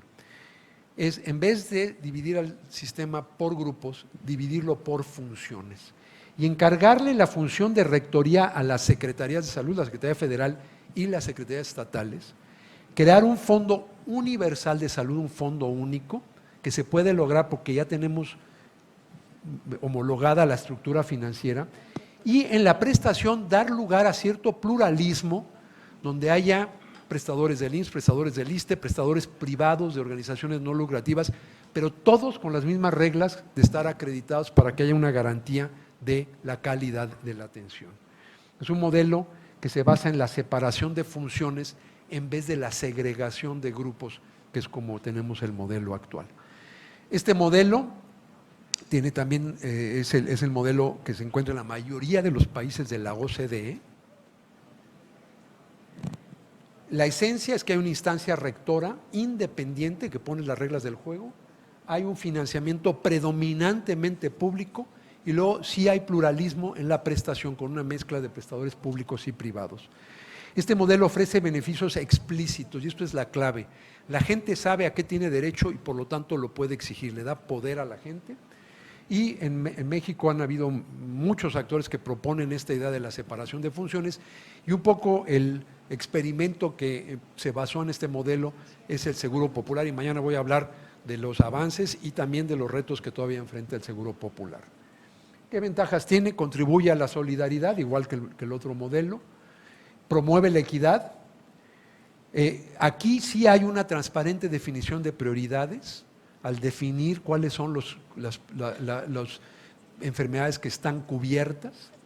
Empodera a los usuarios, a los ciudadanos, es un modelo que ciudadaniza el servicio de salud al darle libertad de elección, genera incentivos para la calidad y delega la función de rectoría en un ente independiente y por lo tanto evita los conflictos de interés. También tiene desventajas. La más importante desventaja es que requiere de sistemas de información más complejos, porque aquí el dinero sigue a la gente es la que determina con su libertad de elección hacia dónde se va a dirigir el dinero, y eso requiere sistemas de información mucho más sofisticados que simplemente andar contando cuánta gente contratamos o cuántas camas de hospital construimos. Por lo tanto, requiere también de cierta complejidad administrativa para manejar la libertad de elección. Muchas veces hay oposición profesional, porque este es un modelo que empodera a los usuarios, y hay riesgos de resistencia política por esa misma razón. No tengo tiempo, mañana lo haré con un poco más de detalle, pero el Seguro Popular es posiblemente el programa más evaluado de los últimos 15 años.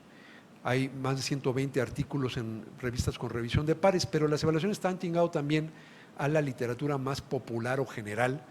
Por ejemplo, esta revista, The Economist, una de las revistas más serias, recientemente en su número de abril, el tema de portada fue la cobertura universal. Lo que Ariel ha estado promoviendo se reflejó también en el Economist. Y el Economist da 3 ejemplos de programas exitosos en países en desarrollo en el mundo. Uno de ellos es el Seguro Popular. Y la conclusión, después de revisar estas cientos de estudios, es que, como aquí está lo que en el original en inglés, y aquí está la traducción, diversos estudios sugieren que el Seguro Popular ha disminuido drásticamente el número de mexicanos que enfrentan costos catastróficos en salud y ha reducido la mortalidad infantil. Tienen muchos retos todavía por delante, mañana hablaré más. El más importante es que la implementación ha sido muy heterogénea entre las entidades federativas. Somos una república federal y le toca a los estados implementarlo, y la implementación ha sido heterogénea. Eso ha creado brechas de calidad. Persiste la segmentación, no hemos logrado borrar esa segmentación entre distintos grupos de población. Y para enfrentar esos retos es que necesitamos una nueva generación de reformas. Esta nueva generación debe contestar 2 preguntas fundamentales. ¿Qué preservamos del actual sistema y con qué reemplazamos lo que debe cambiar? No basta con decir que hay que cambiar, no todo hay que cambiar, hay algunas cosas que hay que preservar. Yo lo que diría es que si hay 2 cosas que tenemos que preservar en México, es en primer lugar el núcleo técnico del sector salud. A lo largo de los 75 años del sistema contemporáneo, en la Secretaría de Salud en particular, en el IMSS y en el ISSSTE, se ha creado un núcleo técnico altamente competente. Lo vemos en nuestro servicio de vigilancia epidemiológica, que con la pandemia de 2009 de influenza fue reconocido mundialmente, y gracias a la competencia de ese equipo, ese brote se detectó tempranamente y el mundo se salvó de lo que hubiera sido una catástrofe mundial. Eso fue gracias a los epidemiólogos mexicanos. Eso hay que preservarlo. En el área no solo de vigilancia, sino de evaluación y de sistemas de información, y en muchas otras áreas, ahí están los institutos nacionales de salud como muestra de la excelencia técnica que tenemos en muchas áreas del sector de salud.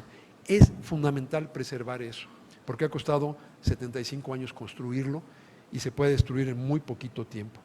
Segundo, de veras hemos tenido políticas de Estado que no vemos en muchas otras áreas, en temas como la vacunación, la planificación familiar, el control y combate de riesgos, el uso de evidencias científicas y no de prejuicios ideológicos en el diseño de políticas y la evaluación de programas. Esto es lo que hay que preservar. Y hay mucho que cambiar. Y esto es lo que yo creo que es la nueva generación de reformas. Esto yo he escrito abundantemente sobre ello, más recientemente en la revista Nexos este año, en un artículo que apareció en el mes de marzo. Entonces, nada más las voy a enunciar para poder dejar un poco de tiempo para las preguntas. Necesitamos una reforma legal que elimine la contradicción que hay en la Constitución entre el artículo 123, que sigue considerando a la Seguridad Social como una prestación laboral, y el artículo 4, que considera la atención a la salud como un derecho social. Debe ser un derecho social independiente de la condición laboral de la gente. Necesitamos una reforma financiera, por las razones que explicó Eduardo González Pierre, para alcanzar el promedio de la región latinoamericana, que es 7.2% del PIB. O sea, tenemos que agregarle al menos un punto porcentual más del PIB, que es mucho dinero, a la salud, porque si no vamos a seguir con un sistema subfinanciado. Y para hacer eso requerimos una contribución social generalizada con la mezcla más progresiva de recursos que sea posible, y esto es tema de gran debate entre los expertos. Y necesitamos un fondo único de aseguramiento. Necesitamos también una reforma gerencial, porque además de necesitar más dinero para la salud, necesitamos garantizar más salud por el dinero. Y aquí hay que consolidar la separación de funciones, y eso a su vez requiere un nuevo modelo de atención. La doctora Medina Mora lo explicó en el caso de salud mental, el modelo donde la gente llega con un problema de salud mental al tercer nivel, a los hospitales de alta especialidad, es insostenible. Necesitamos nuevos modelos que partan de la comunidad, que sean verdaderamente mucho más anticipatorios y centrados en las personas. Y finalmente necesitamos una reforma participativa donde sigamos empoderando a los pacientes, hay que informarlos, hay que educarlos, pero hay que darles el poder de la libertad de elección para crear los incentivos hacia la calidad y la eficiencia. Al final, la disyuntiva que tenemos queda bien resumida en esta frase de Héctor Aguilar Camín. La opción es un cambio como reforma o un cambio como ruptura. Yo espero que México, al mismo tiempo que reconoce todos los retos que todavía tenemos en salud, sepamos reconocer los enormes avances que se han hecho en 75 años de un sistema que se ha ido construyendo con el trabajo de muchísimas generaciones de médicos, enfermeras y otros trabajadores de la salud. Los méritos no son de los funcionarios, que siempre estamos de manera temporal, es de los trabajadores de la salud, es del pueblo de México que ha hecho un esfuerzo enorme para financiar su sistema de salud. Hay que construir a través de políticas de Estado sobre lo mucho que se ha avanzado, reconociendo lo que falta y generando alternativas que sean viables, que tengan su fundamento en las mejores evidencias científicas, no los prejuicios ideológicos. Muchas gracias por su atención. Y tenemos unos minutos, quizás para un par de preguntas, si algún miembro del público quisiera, les pediría, como dicen, que si pueden al final de lo que quieran decir, de hecho hacer una pregunta, sería muy apreciable.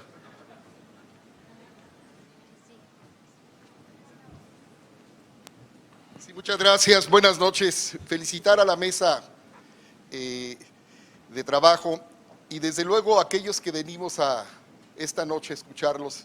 Teníamos la expectativa de escuchar a los futuros integrantes del gobierno federal de qué es lo que van a hacer cuando faltan 5 minutos para las 12 y es hora que cuando menos no tenemos claro, aquellos que tenemos interés sobre el rumbo que tomará la organización de los servicios de salud, ¿no? Y me preocupa, y creo que a todos nos debe preocupar, cómo el futuro titular del gobierno federal ha llamado reiteradamente al seguro popular, que ni es seguro ni es popular.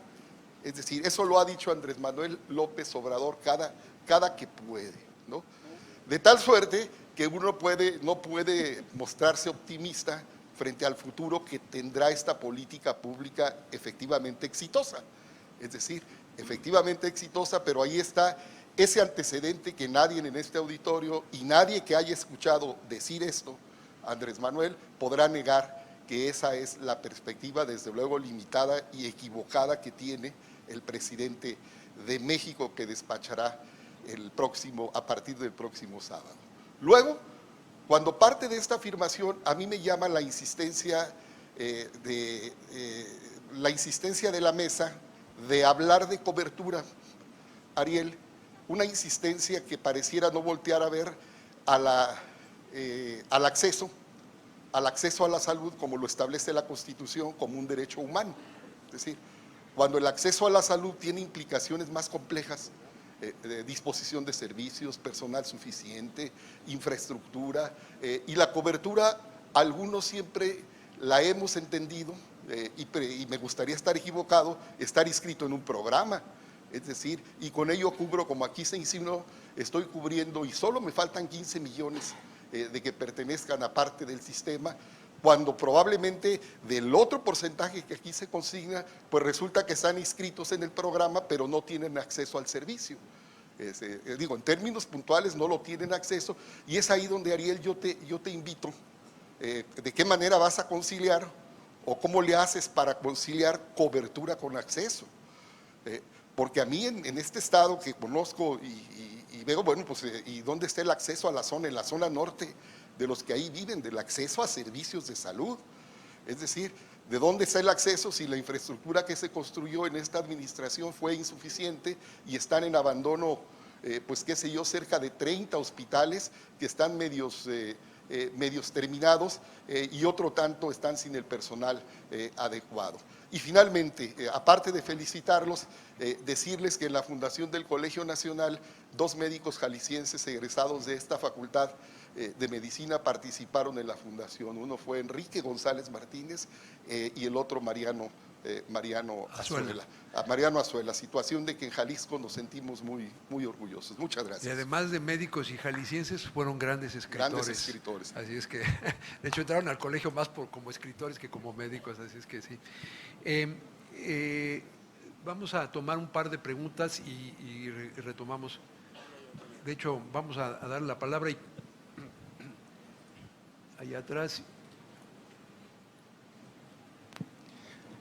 Bueno, primero, muchas gracias por las aportaciones y siendo breve, se ha tocado aspectos bien importantes estructurales, estas 5 reformas constitucionales que señala doctor Frenk, pero a mí me llama la atención mucho dónde está el verdadero guerrero y guerrera de la salud, que es el hacedor de la salud, que es el cuerpo operativo, médicos y enfermeras, porque por ejemplo para hacer estas políticas se requiere la alianza de los socios, y uno de los principales socios en este quehacer es el que está directo con la gente. Cuando al paciente lo mandan a que quiere comprar sus tornillitos, sus plaquitas, la médica y el médico que está atendiendo son los que se llevan muchas veces los disgustos. Entonces, dentro de estas reformas, ¿dónde está eso de fortalecer la seguridad social cuando nuestros egresados de las diferentes facultades del país no tienen garantizada su seguridad social? ¿Dónde está esta parte legal también que los pueda cubrir? Porque, por ejemplo, si se habla de cobertura universal, excelente, y se dice que aquí que faltan solo 17 millones, habría que ver y preguntar las verdades diferentes a la gente, porque una cosa es cobertura universal y otra es cobertura universal efectiva, donde en realidad estemos aportándole al ciclo de vida del ser humano. Y este sistema de salud requiere estar estructurado en el ciclo de vida del ser humano, y para poderlo lograr requiere, vuelvo a insistir, el fortalecimiento de los derechos laborales, sociales y de crecimiento, de ahorro y de seguridad social y jubilación del prestador de servicio social de salud en el primer nivel. Y me gustaría también saber, en este modelo, dónde queda la transdisciplina y lo transsectorial, porque esto nos deja a continuar en un modelo curativo, hospital centrista, y dónde está entonces lo preventivo, la educación, la nutrición, etcétera. Muchas gracias. Muy bien. Vamos a, si quieren, además como ya estamos cerca del final, aprovecharía si quieren hacer algún comentario a las 2 preguntas y bueno, vamos a escuchar la tercera y última y ya nos hacemos una ronda de respuestas. Si le pueden pasar aquí el micrófono al doctor.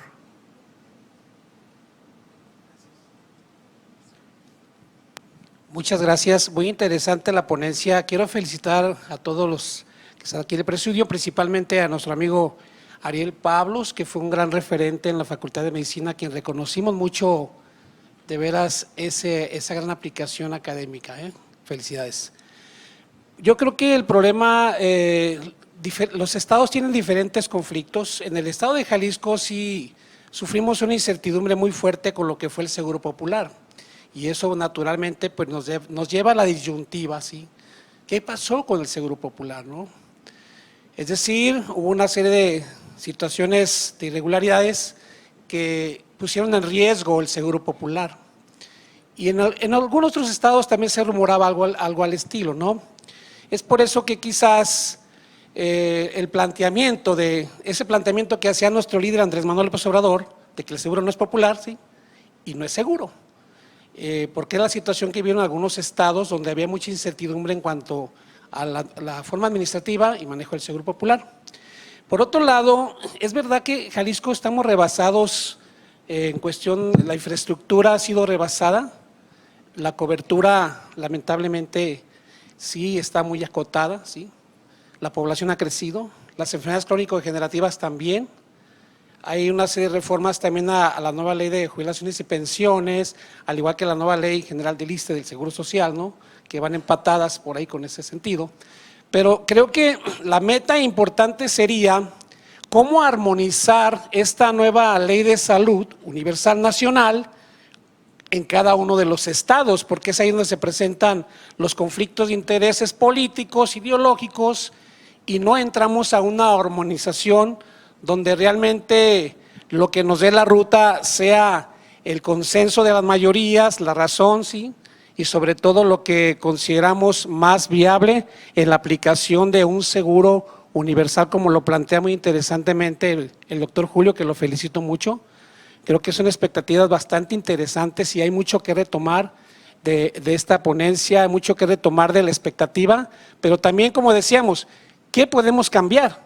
Pero creo que los estados que tenemos esas experiencias, podemos de esas experiencias retomarlas para tratar de mantener ahora sí que un compromiso para tener mejores expectativas. Pero creo que la armonización de la Ley General de Salud del Gobierno Federal en los diferentes estados facilitará que llevemos un seguro más confiable y más universal. Muchas gracias.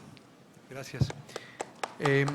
Ariel, ¿quieres abordar brevemente?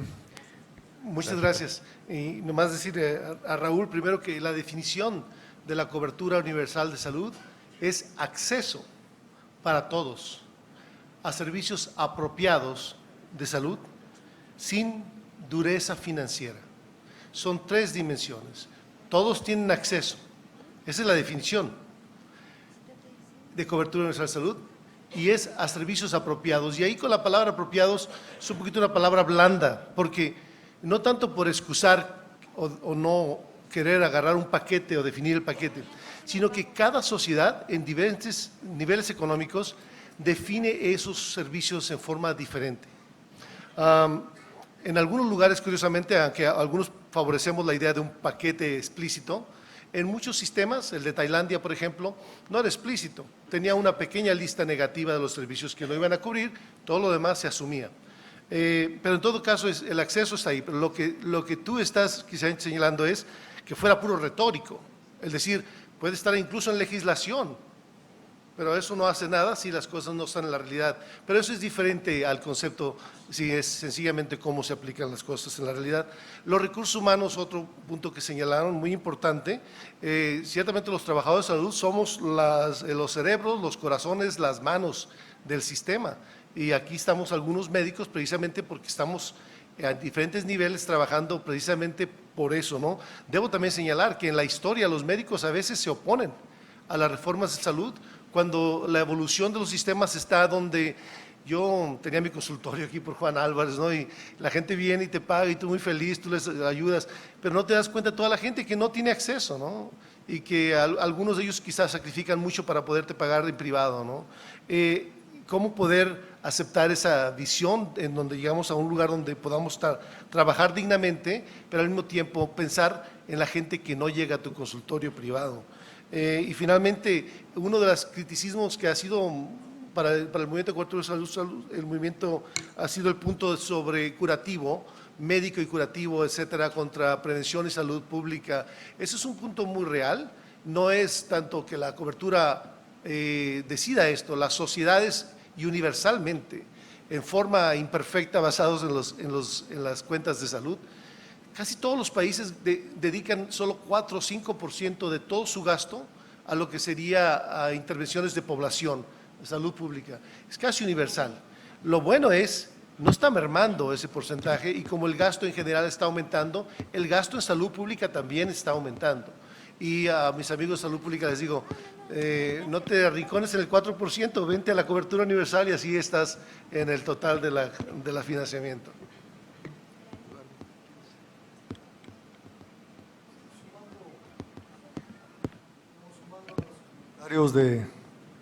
De las tres preguntas, yo creo que una reflexión muy importante es que este tema de cobertura, acceso, tiene dos cosas muy importantes. Primero, el tema no es binario, no es que tengamos acceso o no tengamos acceso, sino que es toda una serie de sutilidades y de tamices, de colores, donde no es que tengamos acceso o no tengamos acceso, quiere decir, a ver, específicamente con qué recursos estás logrando qué tipo de insumos, y esos insumos cómo están generando una intervención o un servicio, y ese servicio cómo está generando una atención, y esa atención cómo está generando un beneficio en salud. Y el sistema se pierdes congruencia o coordinación de todo. Se consiguen los insumos, compras equipo, logras un hospital, pero el hospital y el equipo no quiere decir que logres un servicio, y el que tengas un servicio no quiere decir que logres un diabético controlado. Entonces se va perdiendo todo esto y el concepto de cobertura y acceso se vuelve un poco etéreo. Entonces creo que es muy importante pensar en métricas muy importantes que pudieran decir tiene o no tiene acceso, dependiendo, como dice Ariel, bueno, exactamente qué quieres lograr. Entonces la discusión es muy difícil a menos de que todos estemos hablando de lo mismo. Y la otra es que es una meta móvil, porque van mejorando las condiciones, van cambiando, el paquete del cuadro básico tiene más cosas, se requieren nuevas intervenciones. Entonces, conforme uno va avanzando, y como decía el doctor Frank, siendo víctima de los éxitos, el referente o el nivel de acceso va cambiando también. Entonces, nunca llegas a la meta, porque los recursos, conforme se amplían, pues también se va generando las expectativas y necesidades adicionales. Entonces, hay para rato. Yo creo que la agenda va a ser muy interesante, pero todo es mucho más complejo de lo que aparece, y la discusión necesita tener una dimensión muy formal, muy estricta para lograr avances.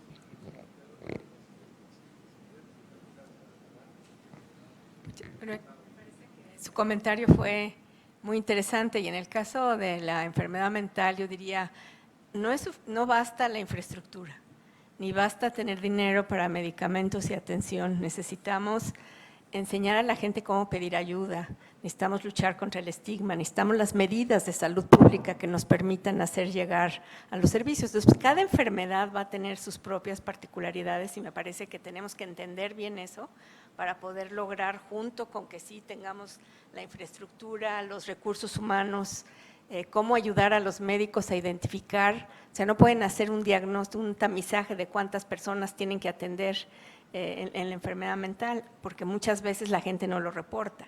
Entonces, ¿qué tendríamos que hacer? ¿Cómo desarrollamos mejores estrategias costo efectivas para ayudar a que lo puedan hacer? Y en este estado se hizo una experiencia realmente muy interesante que trascendió a muchos países de cómo ayudar al médico general. No me da tiempo de hacerlo, pero digamos, tenemos que trabajar con los elementos de cada condición para que, teniendo los recursos, podamos realmente hacer un cambio, ¿no? Y entonces me parece que su comentario es muy pertinente, y también el del colega en relación con los médicos. Gracias por los comentarios y las preguntas. Varias se refirieron al Seguro Popular, y reitero, mañana voy a dar una conferencia completa sobre el tema. Yo lo único que diría al tema concreto, en las campañas electorales se dicen muchas cosas porque el propósito es conseguir votos, y a veces la forma es a través de la crítica. El Seguro Popular tiene muchos retos por delante, pero mañana voy a mostrar unos números y les puedo garantizar que sí es seguro y sí es popular. De hecho, les puedo decir que hay muy pocos programas que sean tan progresivos. El 80% de los 55 millones cubiertos por el Seguro Popular están en el decil más bajo de la distribución de ingresos. Es decir, hay muy poquitos programas. Si hay un programa que un presidente progresista, como yo creo que es el licenciado López Obrador, debería de interesarle es porque verdaderamente está dirigido a la gente más pobre. Ahora, eso no quiere decir que haya que eso no es una postura conservadora. Yo siempre fui el primero que dije que la reforma que dio lugar al Seguro Popular era una reforma de medio camino. Lo que se necesita dar es el siguiente paso, y a lo mejor en ese siguiente paso hay que cambiarle el nombre y hay que reconceptualizarlo. Yo creo que del Seguro Popular tenemos que pasar a un seguro universal de salud. Pero esta experiencia de 15 años sí nos concluye, mañana daré unos números, sí bajó de manera dramática el número de mexicanos expuestos a gastos catastróficos, y eso es lo que hace un seguro. Entonces, sí es seguro y sí está abrumadoramente dirigido a los, prácticamente el 100% están en los deciles más pobres de la distribución del ingreso, sí que es popular. Aprovecho para el otro comentario. Creo que la referencia a los estados y demás era un comentario, perdón, me estaba dirigiendo a usted con lo de ni seguro ni popular. Es un comentario, el otro, sobre la corrupción que ha habido. Y sí la ha habido, pero eso no es un problema del Seguro Popular, es un problema de la corrupción de este país. Si hay corrupción en una escuela, no cerramos el sistema educativo. Si hay corrupción en un proyecto de carreteras, no dejamos de construir carreteras. Entonces, cuando yo hago como una crítica al Seguro Popular que ha habido corrupción, eso no es un problema del diseño del Seguro Popular, ese es un problema de la corrupción, que es el gran cáncer de este país. Yo creo que la gran mayoría de la gente que votó por un cambio en estas últimas elecciones votaron porque estamos hartos de la corrupción. Antes no había dinero en salud, por supuesto que no se lo robaban, porque no había dinero. Uno de los beneficios de la reforma, como lo mostró el doctor González Pier, es que sí se agregó, hubo los incrementos más grandes en la historia a la atención de la salud de la gente más pobre de este país. Bueno, había dinero y si tenemos políticos corruptos, pues ahí se lo robaron. Pero el problema no es de la atención a la salud. Me parece una lógica perversa decir que para que no se roben el dinero, entonces no hay que financiar los servicios de salud. Creo que esa no es la conclusión. Lo que hay que hacer es combatir la corrupción, no cerrar o terminar con los programas. Gracias. Y finalmente, creo que es totalmente correcto, y ya lo acaban de aclarar las tres otros panelistas. Cobertura legal, que estoy inscrito en tal lugar, no es equivalente. Y ahí hay toda una serie de pasos. Hay que tener la cobertura legal, es una condición necesaria, pero no suficiente. Tiene que haber acceso real, tiene que haber los médicos, las enfermeras, los establecimientos. Tiene que haber la calidad, porque tampoco es cosa nada más de ir a un médico y encontrarse con una atención de mala calidad. Entonces el concepto, y lo decía el compañero que habló ahí atrás, es el concepto de cobertura efectiva. Cobertura efectiva es la fracción de la mejora de salud que sería posible que realmente alcanzamos. Si nosotros, por ejemplo, nosotros debíamos decir, en este país debía haber 0 muertes maternas. El día que tengamos eso, diríamos que hay cobertura efectiva de la atención al embarazo, el parto y el puerperio, porque ninguna muerte materna es justificable. Entonces, es esa brecha entre lo que estamos alcanzando en materia de salud y lo que deberíamos alcanzar con la tecnología actualmente disponible, lo que nos define la cobertura efectiva. Es la métrica a la que se refería el doctor González Pier, que ahora ya se está midiendo, pero es un buen recordatorio. Cuando yo hablaba de la segunda definición de universal, quiere decir cobertura que da el acceso, porque son los derechos y las prestaciones que realmente uno puede efectivamente demandar. Y finalmente el comentario de los médicos y las enfermeras, absolutamente. La atención a la salud es un tema de gente. Como decía el maestro Ignacio Chávez, la atención a la salud es el encuentro entre una confianza de la gente y una conciencia de los prestadores de la salud. No hay sistema de salud sin gente, y la parte fundamental son los profesionales y trabajadores de la salud. Yo por eso al final dije, cuando estamos hablando de las cosas positivas que se han logrado, no es por mérito de los funcionarios en turno, es mérito de las generaciones de médicos, enfermeras y otros trabajadores de la salud que han construido un sistema con enorme esfuerzo. Y sí, efectivamente es lamentable que seguimos teniendo desequilibrios laborales donde se producen más profesionistas que los que se pueden absorber. Creo que esa es una de las cosas que hay que prestarle muchísima atención. Mencionó usted también el tema de lo intersectorial. No tuvimos tiempo porque no era el tema, pero dentro de la función de rectoría, una subfunción, una parte de la rectoría es la acción intersectorial. El nuevo modelo anticipatorio al que yo me refería incluye actuar sobre los determinantes sociales de la enfermedad, porque ningún sistema de aseguramiento es sostenible si no tomamos acciones para que la gente no se enferme. ¿Qué pasa cuando introducimos un seguro, sea el seguro social o el seguro popular? Quitamos una barrera financiera, la demanda va a crecer, eso lo sabemos. Si no simultáneamente tomamos acciones preventivas para que la gente no se enferme en primer lugar, el sistema no es sostenible ni en México ni en ningún lugar del mundo. Entonces, la reforma que dio lugar al Seguro Popular, en paralelo, creó por primera vez un fondo de aportaciones de servicios de salud a la comunidad para financiar las acciones preventivas y de promoción de la salud que actúan sobre los determinantes sociales. Entonces, la intersectorialidad para actuar sobre los determinantes es una parte integral de la función de rectoría y eso hay que financiarlo también para salirnos del 4% que decía Ariel. Bien, les agradezco, que extendimos unos minutos más de la hora programada, pero les quiero agradecer que nos hayan acompañado. Nuevamente agradezco a la Universidad de Guadalajara, especialmente al Centro Universitario de Ciencias de la Salud, agradezco a la Feria Internacional del Libro y agradezco al Colegio Nacional por habernos dado el espacio para este intercambio tan fructífero de ideas. Muchas gracias y buenas noches.